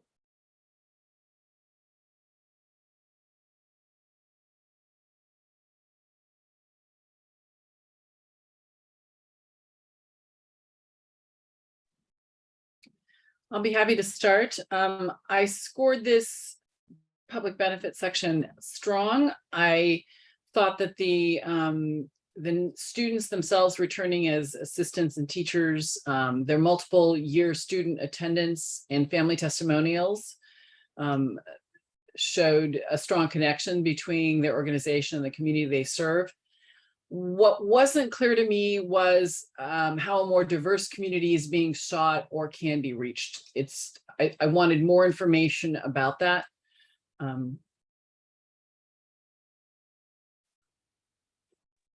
I agree with Sue, and in fact, I rated it fair as a result because I had very little background and understanding. You know, I don't know anything about the Slavic village community, and even how they described it in terms of the schooling, the type of schools that are there, and the children that are served. I went and watched their videos, so I actually, could see some of that from watching it, but it wasn't clearly articulated in the application, and so I hate to penalize them for not having written that, or maybe it would be obvious to somebody who knows the area, but I didn't. And then the other reason I thought it was that I only ranked it as fair as opposed to strong was the accessibility, the physical accessibility piece. It seemed that you had to either live in those areas, that community, or you had to have transportation there, which they actually wrote in the application.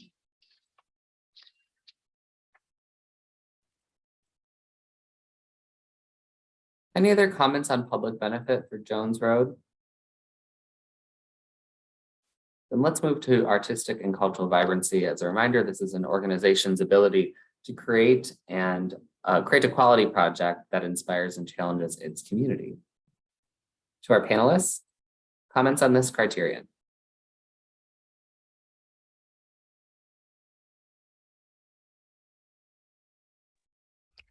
I think I was the only disconnect here for me. I scored it fairly, and I think it would have been helpful to get a little bit more clarity on even just the style, like what are the students learning through this program. They talk about hiring certified music and art teachers, hiring guest artists, hiring local arts communities and musicians to work, but there was no real clear understanding of how the program experience for the students was going to be communicated. So I think that was the only disconnect for me in this section.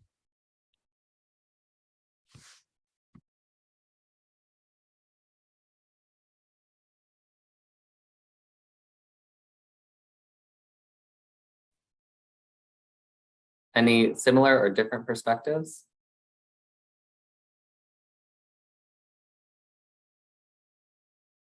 I think just to add, from their budget, it looks like they are employing quite a number of arts and culture professionals, and so providing them employment opportunities. But again, they had to be certified, and that didn't address really a question of diversity, equity, and inclusion, or even engaging a diverse team.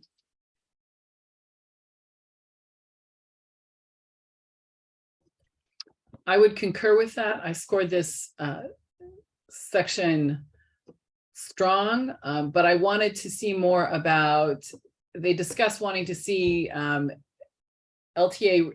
replicated in other neighborhoods, but there was no conversation about how that might happen. So I don't know how aspirational it is versus what efforts are being made, if any, to make that happen. And I see that as important in bringing this project further. Thanks, Sue. Danny, comments there, and then we'll move to organizational capacity. Yeah, I actually had rated this strong, but I might shift my rating hearing some of these comments. I liked that they brought a couple different notes of community members being active, artists and past participants. Particularly, I think I hung a lot on that there was that anecdote of a returning student that was now supporting the community. And I like that there's a feedback loop there, which usually speaks to a strong program. But I'm hearing everyone else's comments, and I went back and was scanning to try to see if I could see more information, and I can't see it either. So I think they talk about starting with the scholar's own cultural and music background as laying the groundwork, but I would agree, I would like a little bit more on what that looks like. So I had rated strong. I may consider shifting to fair. Thanks, Danny. Any comments on organizational capacity for this application?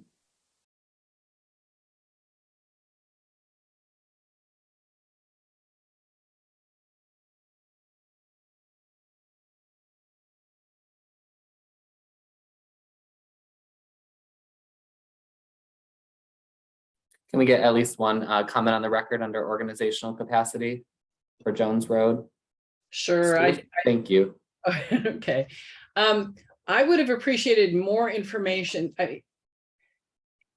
More information about the team to do this, but I guess what really struck me was in the budget, other expenses was over half the budget, and I don't know what the other is for. So if there are any other co-panelists who can help me figure that out, that'd be great. But I thought that transparency was really important. I would have appreciated some resumes or listing of education experience of some of the teachers of this program, so that I got a sense of, I think that would strengthen the application. Thanks, Sue. And just tying that out to a scoring description for organizational capacity. I scored this fair. Thank you. Danny? I also scored this fair. I noted that I was looking for more information on who the other staff members are and their expertise beyond the ED. And I wanted information on how the organization does its own work to evaluate specifically within this category: team planning, organizational process and structure. I note that they've been doing this and they have it down, and so we can manage it, but I wanted that information to help. And then I have a note again in data arts, which is acknowledging that it's not all, it can be imperfect, but there's a complete drop off in foundation funding, also probably due to the pandemic. But I noted that that's their largest planned income for support for this project. So while that may not be an issue, it was a noticeable financial challenge possibly. And this was fair for me. All right. Unless there's any other final comments, we're going to go ahead and score this application.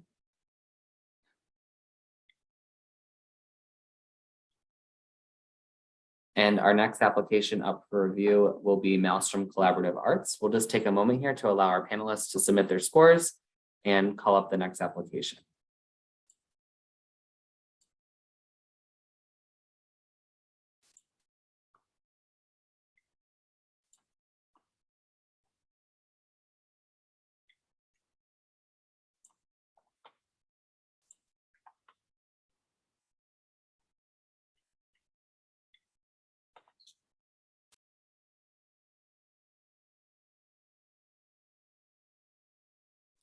All right, moving right ahead. Our next application up for review will be Maelstrom Collaborative Arts for their project titled the Contra Program.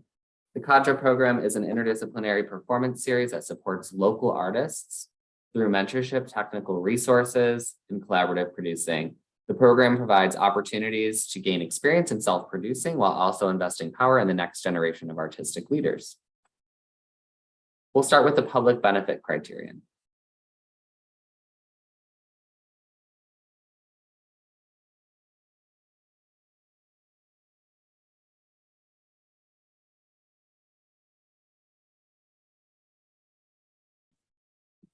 As a reminder, this is the criteria that is about the organization's ability to meaningfully and authentically engage its community through its project. Comments on public benefit? I would say that I scored this section as strong, but I wanted to have more information to fully understand how MCA works to find artists of different backgrounds, and how to me, how they remain connected to and in communication with their community. I didn't get a strong sense of how that relational process worked. I did want to comment that they're looking at word of mouth as a strong way. It's an excellent way to connect new people to solid programming. And it's very validating for that programming, but they talk about working across multiple silos, and word of mouth often gets you similar people to those who are sharing the word. So it's not necessarily going to lead to a diverse audience. At least that was my content on this. Thanks, Sue. Deontay, then Danny. Yeah, I scored them strongly as well. I will note, however, I thought the word of mouth method seemed to be okay. You know, it might not be the best one, but it's reliable to, you know, it's probably for an organization of its size and capacity. I think, you know, even still having like an open call for their programs, you know, makes it a little bit more equitable in terms of how they are engaging with artists. The ones that they've defined, I love that it seems to have a focus on on artists who have been historically excluded from the traditional arts world. That's a very broad definition, but yet and still, I think I can sift through it to find the value of, you know, understanding who exactly they're looking to partner with through these programs. So I thought, you know, they were creating pathways to engage with artists that I did not see in other applications, and truthfully that I don't see in many other organizations across the country that I work with either. So I thought this was of great public benefit to their community.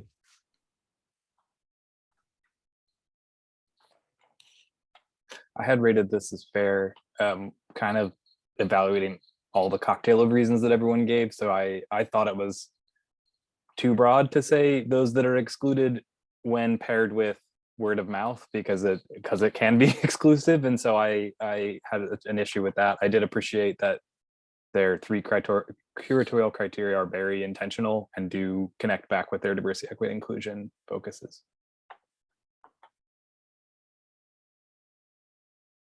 Thanks. Other comments on public benefit? Otherwise, we'll move right on to artistic and cultural vibrancy.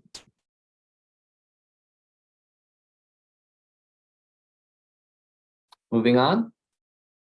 So for the reasons that Danny articulated around the criteria, I actually thought that that was really a very equitable way to, I really appreciated how specific they were in their criteria.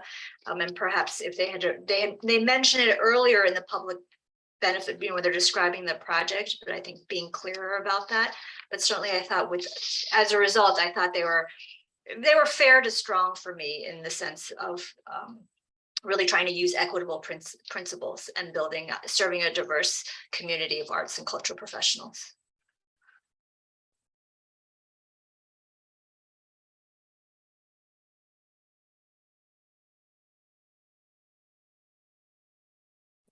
New or different perspectives on artistic and cultural vibrancy? I'll say that I scored them strongly in this area as well. And I think because the one thing that I appreciated is that they were really looking to build a greater cultural community in the area. They talk in great detail about breaking down silos and bringing artists together.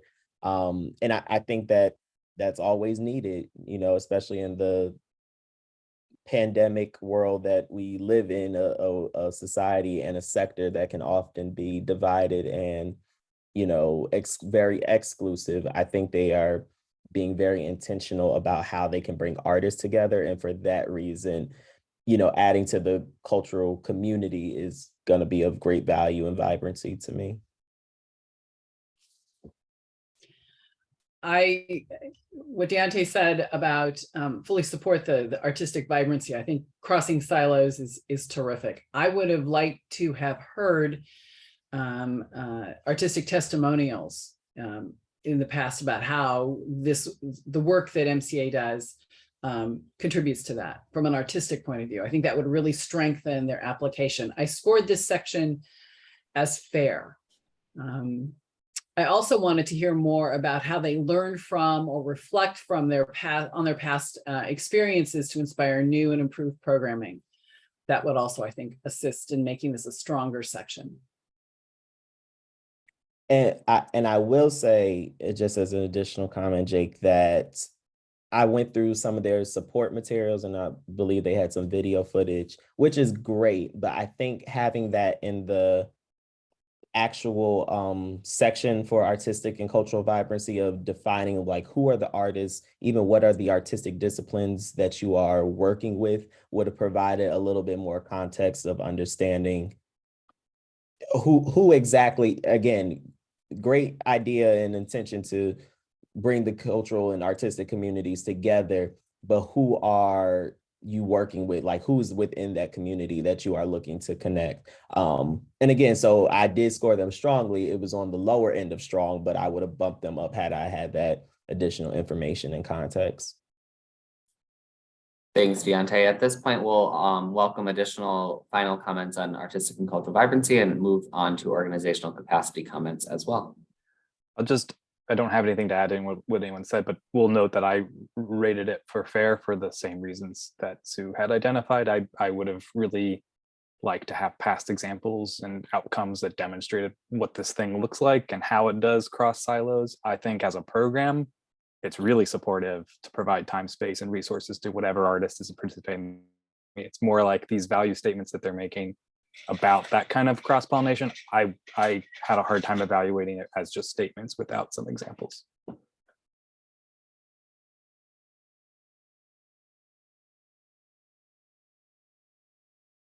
Comments on organizational capacity for Maelstrom Collaborative Arts?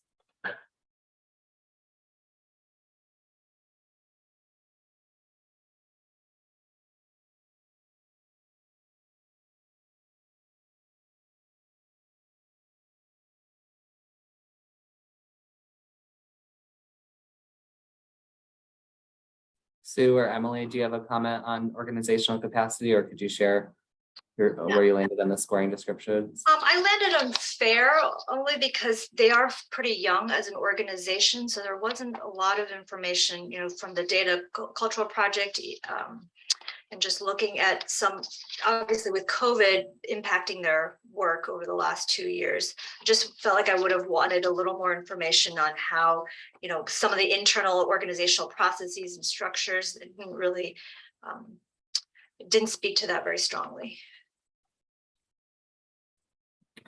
Thanks. Any final comments on organizational capacity?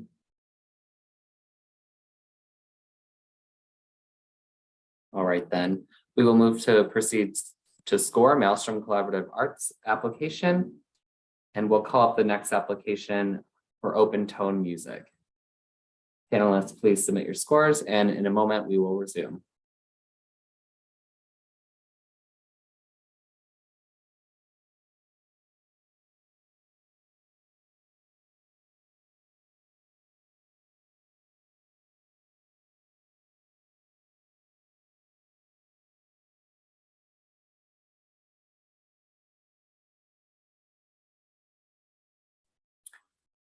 All right, moving on. Our next application up for review is Open Tone Music for their project titled Open Tone Music Amistad Summer and School Year Programming.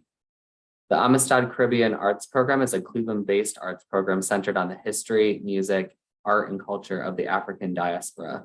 The Amistad Caribbean Arts Program contains two main components, including year-round school programming and a culminating summer camp. We'll start with the public benefit funding criteria for this application. Comments from our panelists? I'll be happy to start. I ended up scoring this section weak. I thought the program content seemed rich and engaging, and the partnerships with schools and teachers, it says are established. I would have appreciated either a testimonial or a letter of support or something that would have helped with that. I looked to my co-panelists because I would like to get their impressions, but I found language throughout the application that causes me to think that this organization isn't as respectful and sharing power with their community as I would have liked to have seen. Commentary about, it felt very much disrespectful in talking about how they equated the term music and music education in a way that I didn't appreciate. I think, so those were things that concerned me. In particular, I was very bothered by the comment about ensuring that we're always here helping to create the good citizens and musicians of tomorrow. The good citizens thing got under my skin. So I'm interested in other points of view on this.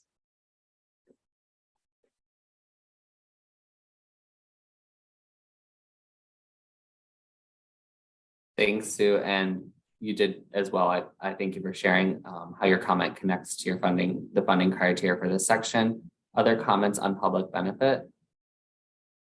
I too, like Sue, I was fair in my evaluation of the project as a public benefit. There wasn't enough information to really for me to understand the community that they're serving. I wish that they would tell me about these schools. They gave some specific data around, students, but not so much who they were serving. I wish that there had been more dialogue incorporated into what they're doing and engagement.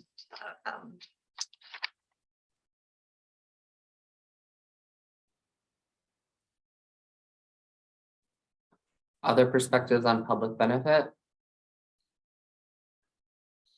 Danny? I would love to hear from panel. So I was fine. So it says 83% of the youth we serve is racial and ethnic minorities. 86 come from low income families that have 12 years working with Cleveland metropolitan schools and boys and girls. I took them at their word on. I thought that was strong to have that population and partnership to do this kind of project, but I would be glad to hear that I missed something. So I actually thought they addressed the criteria here, but would love to hear if what those stats and that was not working for everyone where I might have missed.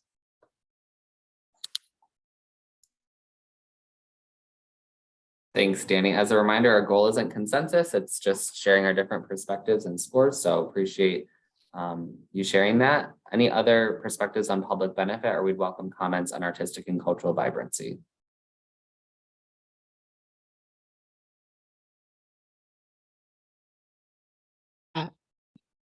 I'm hearing Sue's concern and also the other, so that's why I was taking a moment to review, because I scored them fair and on the higher end of that. I think particularly because for me at least, there seemed to be a very specific understanding of who exactly they are serving and want to serve as well. And I felt as though, they were making that opportunity available and accessible. They talk about, community involvement and participation being key to their mission. Nearly all of their performances and programming are free and available for folks. So I did score them fairly in this area. And to clarify, Deontay, is that in public benefit or artistic and cultural vibrancy? Public benefit. Okay, thank you. Mhm. With that, then we will move on to artistic and cultural vibrancy. So we'll welcome comments in that section for open tone music. I will say I scored this section as fair. The project management team seems very capable. Two things, I didn't understand the evidence for mutuality and co-creation didn't seem to be present for me, and the reflection and feedback process, which I think is really important for making sure your community is challenged and engaged, wasn't mentioned. So the overall the scoring for me of this section was fair.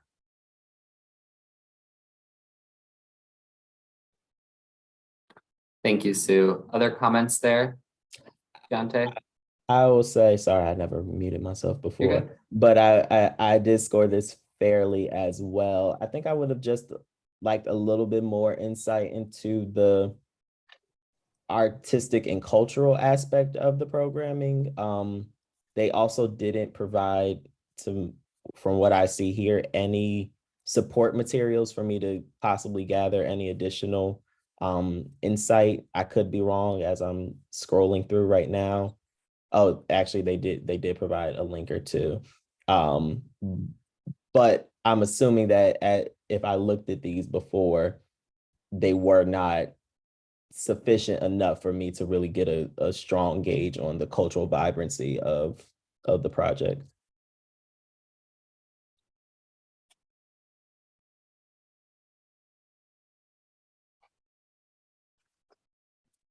Sue, did you have another thought there? Yeah. All right. With that, then I think we can move to organizational capacity for this application.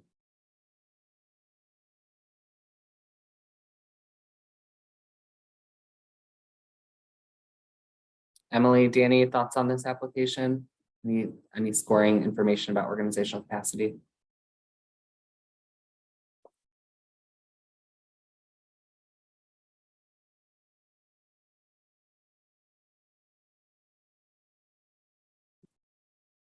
I can go. I rated this as fair. One of the challenges I've had, which is kind of through a lot of the applications, they didn't address internal organizational processes or specific efforts for internally addressing diversity, equity, inclusion on their team implementation. So I landed at fair for missing some of that information. I agree with that. And I'm still thinking Danny was absolutely right. And just going back to earlier where we talked about the audience that they're serving, their community. And so they were very clear about that and who they're benefiting from the public benefit. So I want to just backtrack to that.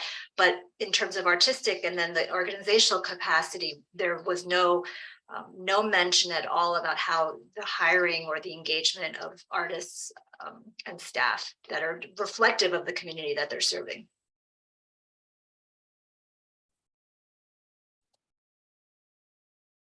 Thanks, everyone. Any final comments on this application? Otherwise, we will ask our panelists to submit their scores.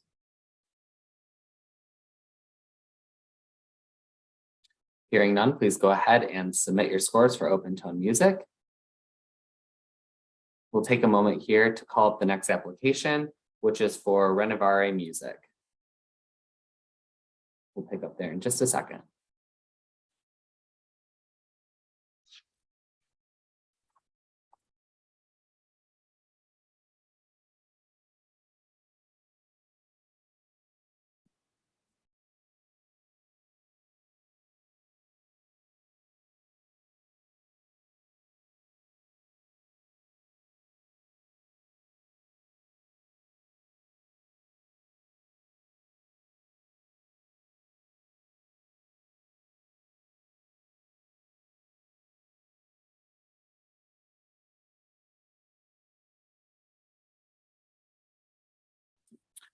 All right, our next application is from Renovare Music for their project titled Stories We Share.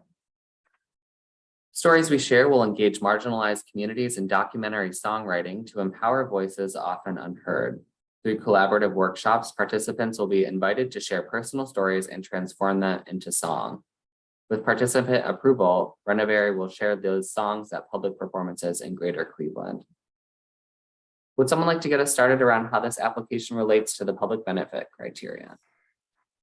I can get us started. I rated this as fair.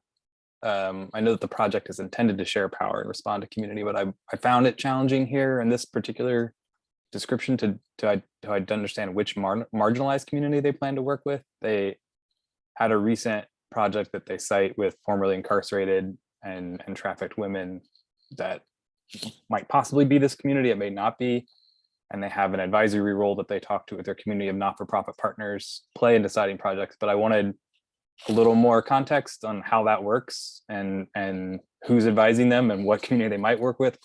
It's a young org, and some of this reads, they could completely be authentic. Some of it reads like they might parachute into community, and I was not clear to, I was missing some puzzle pieces, I think, to help me not think that. And so, and I think my suggestion to the applicant for that would have been an anecdote from a past participant that kind of speaks to that. And I think that the project leads have the training to do this kind of work. It's just because they're a young org, and how I read this, I wasn't sure they had the connections to community that they want to support. The other thing I'll note that would come up later that kind of rubbed me wrong on this same kind of comment is that I wasn't clear that the storytellers get paid, but the people that come in and facilitate the work as the musicians get paid. So the people who are the content and source of this, who are gathering as a group, it was strange to me that there isn't some kind of compensation, and yet there is for this like output. So those were my comments on here. That said, it was fair for me in that regard. I'll echo everything that Danny said. I actually scored this week for this section, particularly to Danny's point. It seemed like a parachute program where we drop into marginalized communities to try to implement programming that exploits experiences and histories of these communities for public consumption. And my question was why? My question really is trying to understand what's the impact that the organization is trying to have on the community, and the output of how is this moving the community in your surrounding area forward? What social change is going to be coming from understanding and now knowing these stories? We can take the stories, put them into some kind of artistic medium, but for what is the outcome, and what is the impact that we're looking to have? So there's a disconnect for me in terms of the public benefit for this project. I know that I thought I ended up rating the public impact as strong, the public benefit, but I thought their supplemental materials were pretty powerful.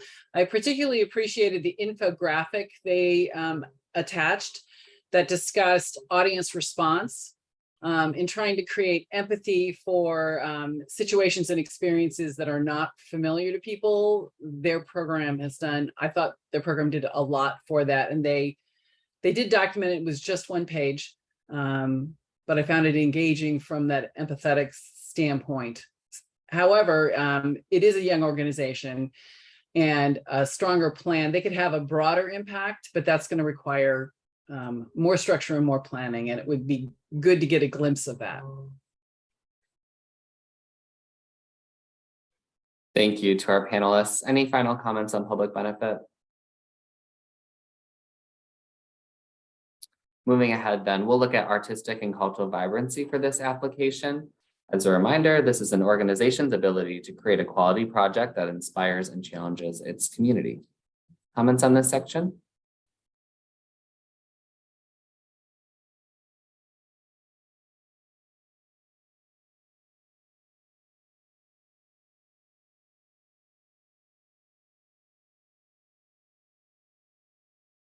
I'll go. I rated this one fair. They describe a tapestry of forms that require this kind of collaborative music making. It intrinsically requires people to work together, and community is a part of it. And I understood that to be how their practice works, and that this project will do that. I still don't know which community they're going to be working with, but that's not the question here. I noticed that it seemed like they mentioned feedback once, but I didn't see mention of internal processes for reflection, which would have been helpful. And I believe that the description of how this works, the documentary and songwriting process, will also intrinsically ensure fresh programming for outcome and for the participants. I also rated this as fair, mostly for some of the reasons we talked about, because they didn't clearly articulate authenticity in how it's developing the project, and also how it's using equitable principles to engage a diverse team. So as Danny mentioned earlier, some people are paid and the community members who are providing content are not.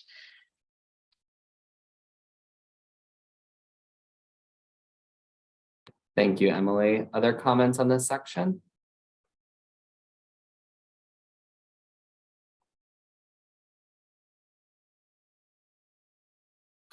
Hearing none, we'll move on to the organizational capacity for this application.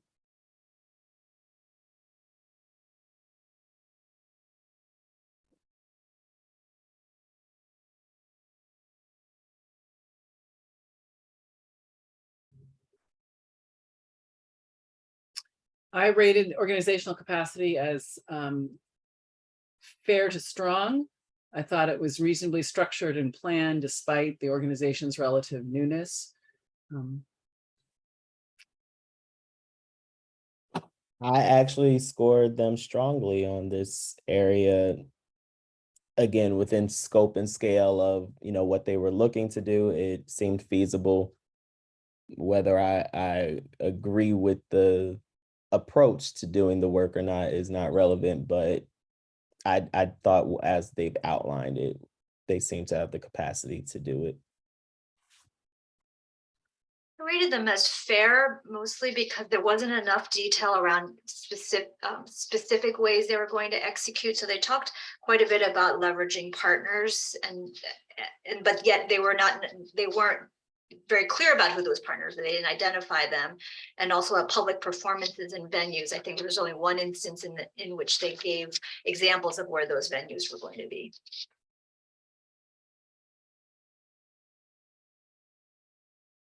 Any final comments here?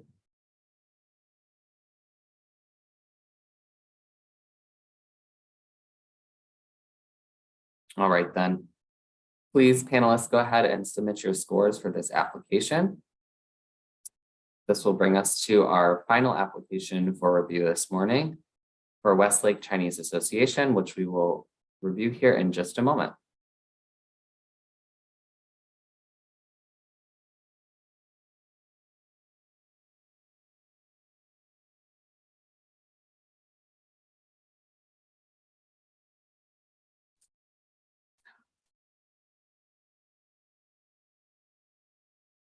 As a reminder to our panelists and to those joining us online, following the review of our final application this morning, we will hold some time for our panelists to offer brief feedback in our public comment portion of the review. That's an opportunity for our panelists to share general feedback on our process and advice to applicants. If any applicants are interested in submitting public comment, you can do so via the public comment form on our website at cacgrants.org/live. With that, we will proceed with our review of the final application for this sub-panel, which is from Westlake Chinese Association for their project titled Westlake Chinese School Dancing Program. This project provides Chinese dance training on Saturdays in Westlake, Ohio, and sponsors two major events during the year, the Chinese New Year celebration and the Chinese School Talent Show. We look to our panelists to get us started on this application review with the criterion of public benefit. I marked this organization as fair in the area of public benefit because while they identify their community as being Chinese tradition and individuals interested in Chinese dance, I wish that they had taken time to use the optional box to really give us a sense of the size of the community and a little more specificity. They talk about members of different cultures and ethnic backgrounds gathering, but I didn't think there was sufficient evidence to demonstrate that the organization is sharing power with the community and its efforts to be inclusive and engaging in a diverse population.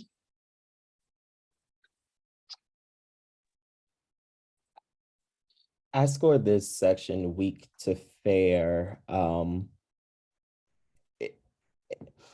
I'm conflicted in this, and even in my approach of serving as a grant panelist here and in other capacities. I never want to force a minority group or minority-based organization to make itself more inclusive of folks possibly not of that culture, understanding that people within that specific culture and community don't get the opportunities in other spaces. So they are providing a safe and brave space for folks to have that sense of community within their organization.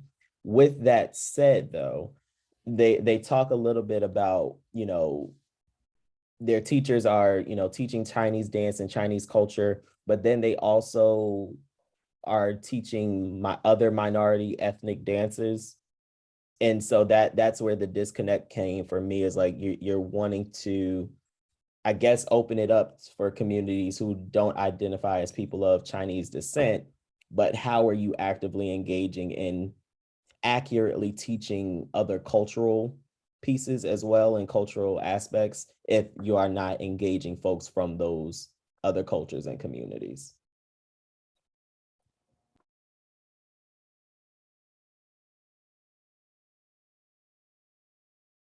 I had a similar viewpoint with Deontay. I'm interested in how the school communicates and engages with those dancers who don't attend their school. I mean, the whole long-term connection process, it's easy if those students who are at the school, who are not, how does that happen? And again, how do they promote more of what they do and the Chinese culture beyond Chinese festivals? And I would like to have heard more about that. I scored this section. I did score it strong. No, yes. Thank you, Sue. I want to Emily? add one thing to what Deontay was saying, which I agree with. And I was looking at diversity in this form really around socioeconomic and physical accessibility. So it's a fee-based program. They didn't speak at any point around scholarship about making it financially accessible. And its location was very specific. So as someone not from the area, I had no context for accessibility by public transportation, or even what that community looks like, and how they're trying to engage perhaps the Chinese American community beyond the Westlake area.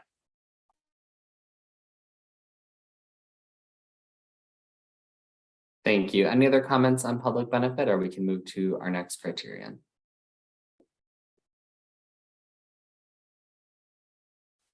All right, hearing none, we will move on to artistic and cultural vibrancy for Westlake Chinese Schools application.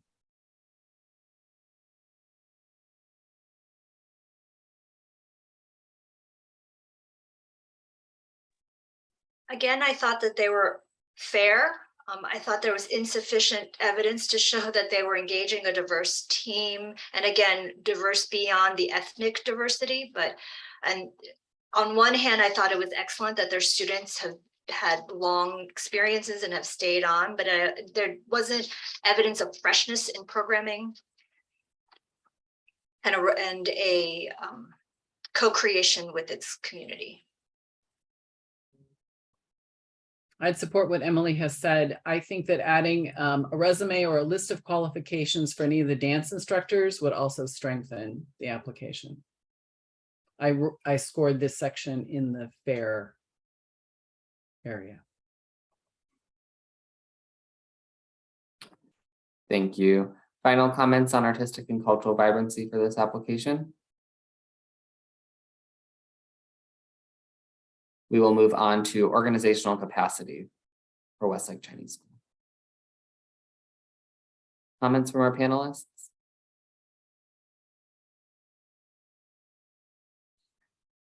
I had rated this weak in part because it's kind of a missed opportunity to not include more information. As far as they listed a few collaborators and relevant affiliations, but that do demonstrate likely competence, but I wanted a little more information on their organizational roles.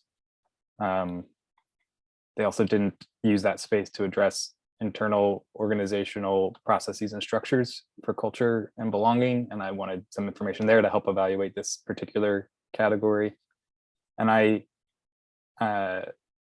just noted that they have no fundraising plan and their main source is dance and event revenue, which looked low last year. So also acknowledging data arts is imperfect and COVID exists. So, but I did notice that. I think along with that, they also had an expense category of other that was quite significant overall, and without any explanation of what those expenses are.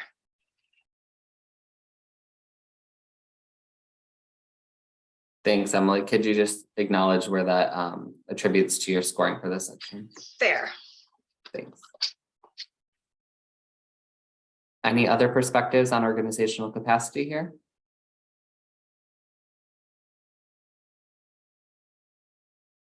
All right. Well, with that, we will ask our panelists to please proceed to submit your scores for Westlake Chinese School. We will take a moment to pause here as we conclude our reviews for this morning. That was our last review for this session. And after panelists have completed submitting their scores, we will resume with a brief public comment session. So I'll just pause for just a moment here.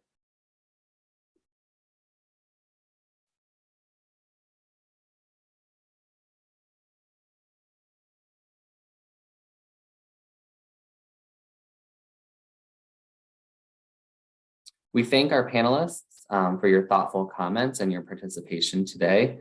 And to the members of the public, thank you for joining us on our live stream. I've been informed by our staff that we don't have any public comment or information correction forms at this time. However, we would like to give our panelists the opportunity to share any general feedback that they might have around our process, the applications. Members of the public, you can still submit public comments to this forum at cscgrants.org/live. And I think we can use our just the same order from this morning if that's helpful to folks. Sue, that might put you on the spot, but we'd love to hear. This is just an opportunity for you to share any general overarching comments or advice to applicants from your overall review and participation in our process. I think I would encourage applicants to include examples if they're thinking of going in a particular direction or from the past, because for me, specifics indicate there's more. You can easily say you have a plan, but to give me some tidbits that make me think you've actually thought about it really helps. The other thing I found was when, I don't know CAC's final sense of it, but having a sense of board demographics would also give me a clue about the organization, its intention, and what is guiding it internally. I think that I would find that useful.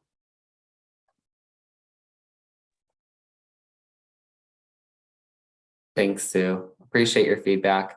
We'll also let you have the last word if you think of anything else as we let our other panelists speak. Deontay?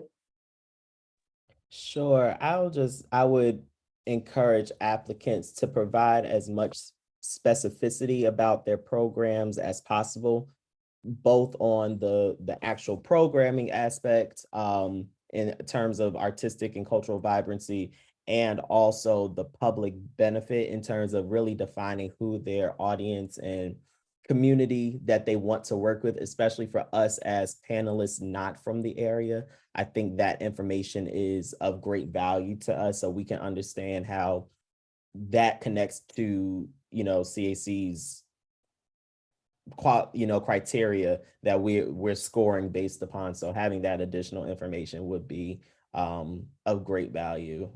So that's my only thought at this very moment.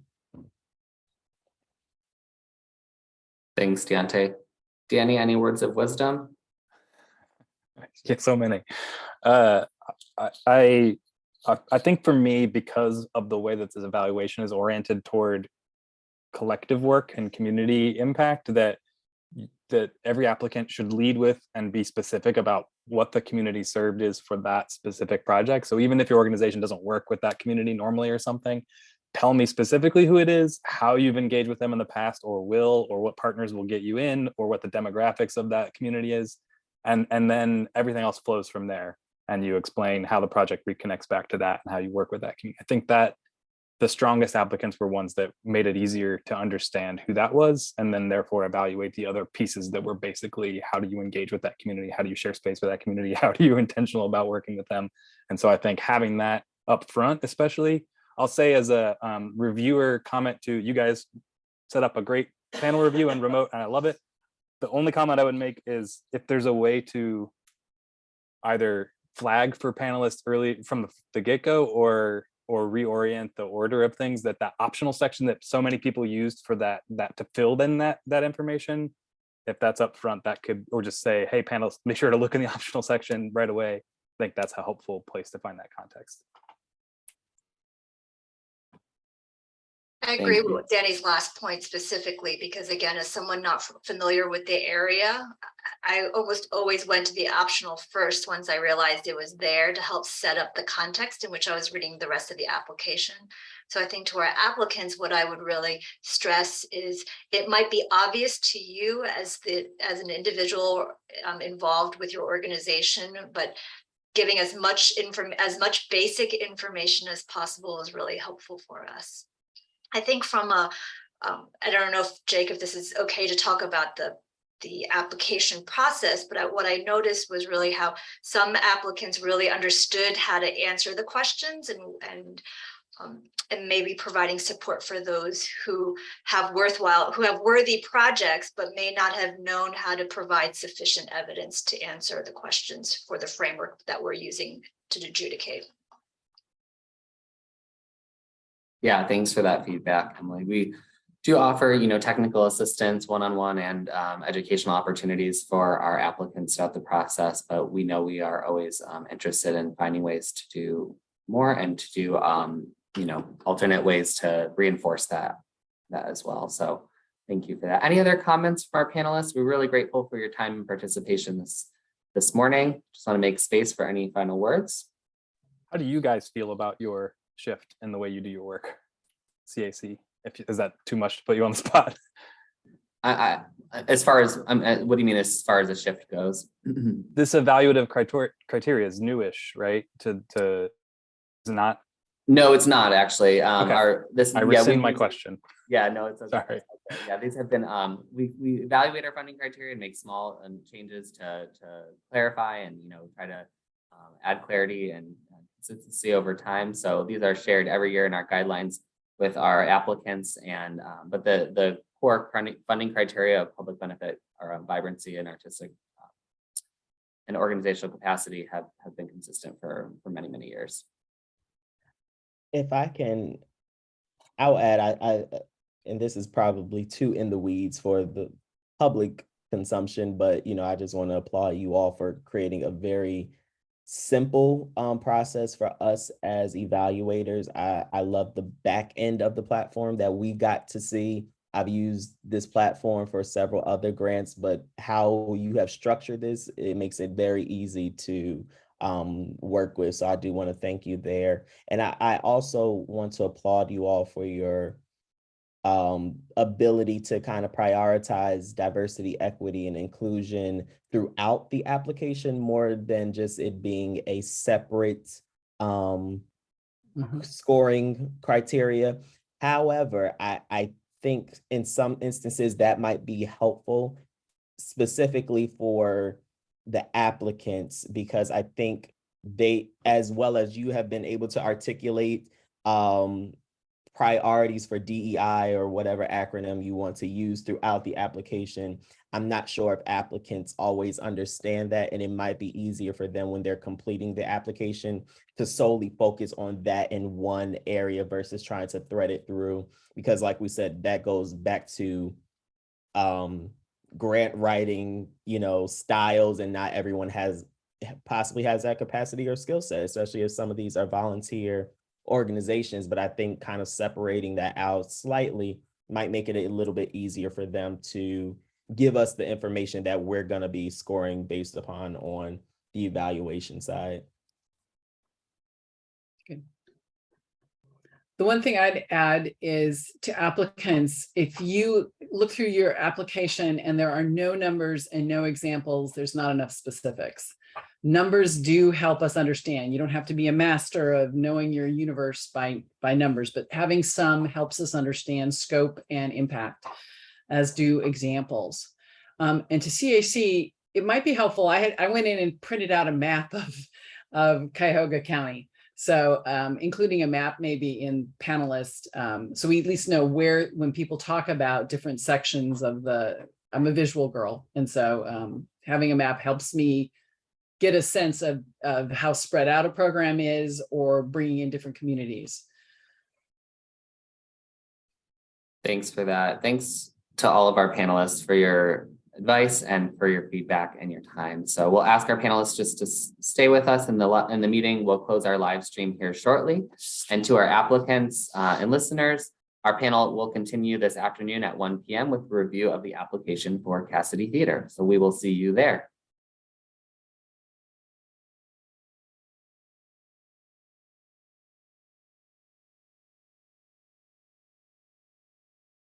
Thanks all. At this point, we will ask, we will stop the recording of our meeting and we will ask our attendees. See here, some of our CAC staff was still with us, so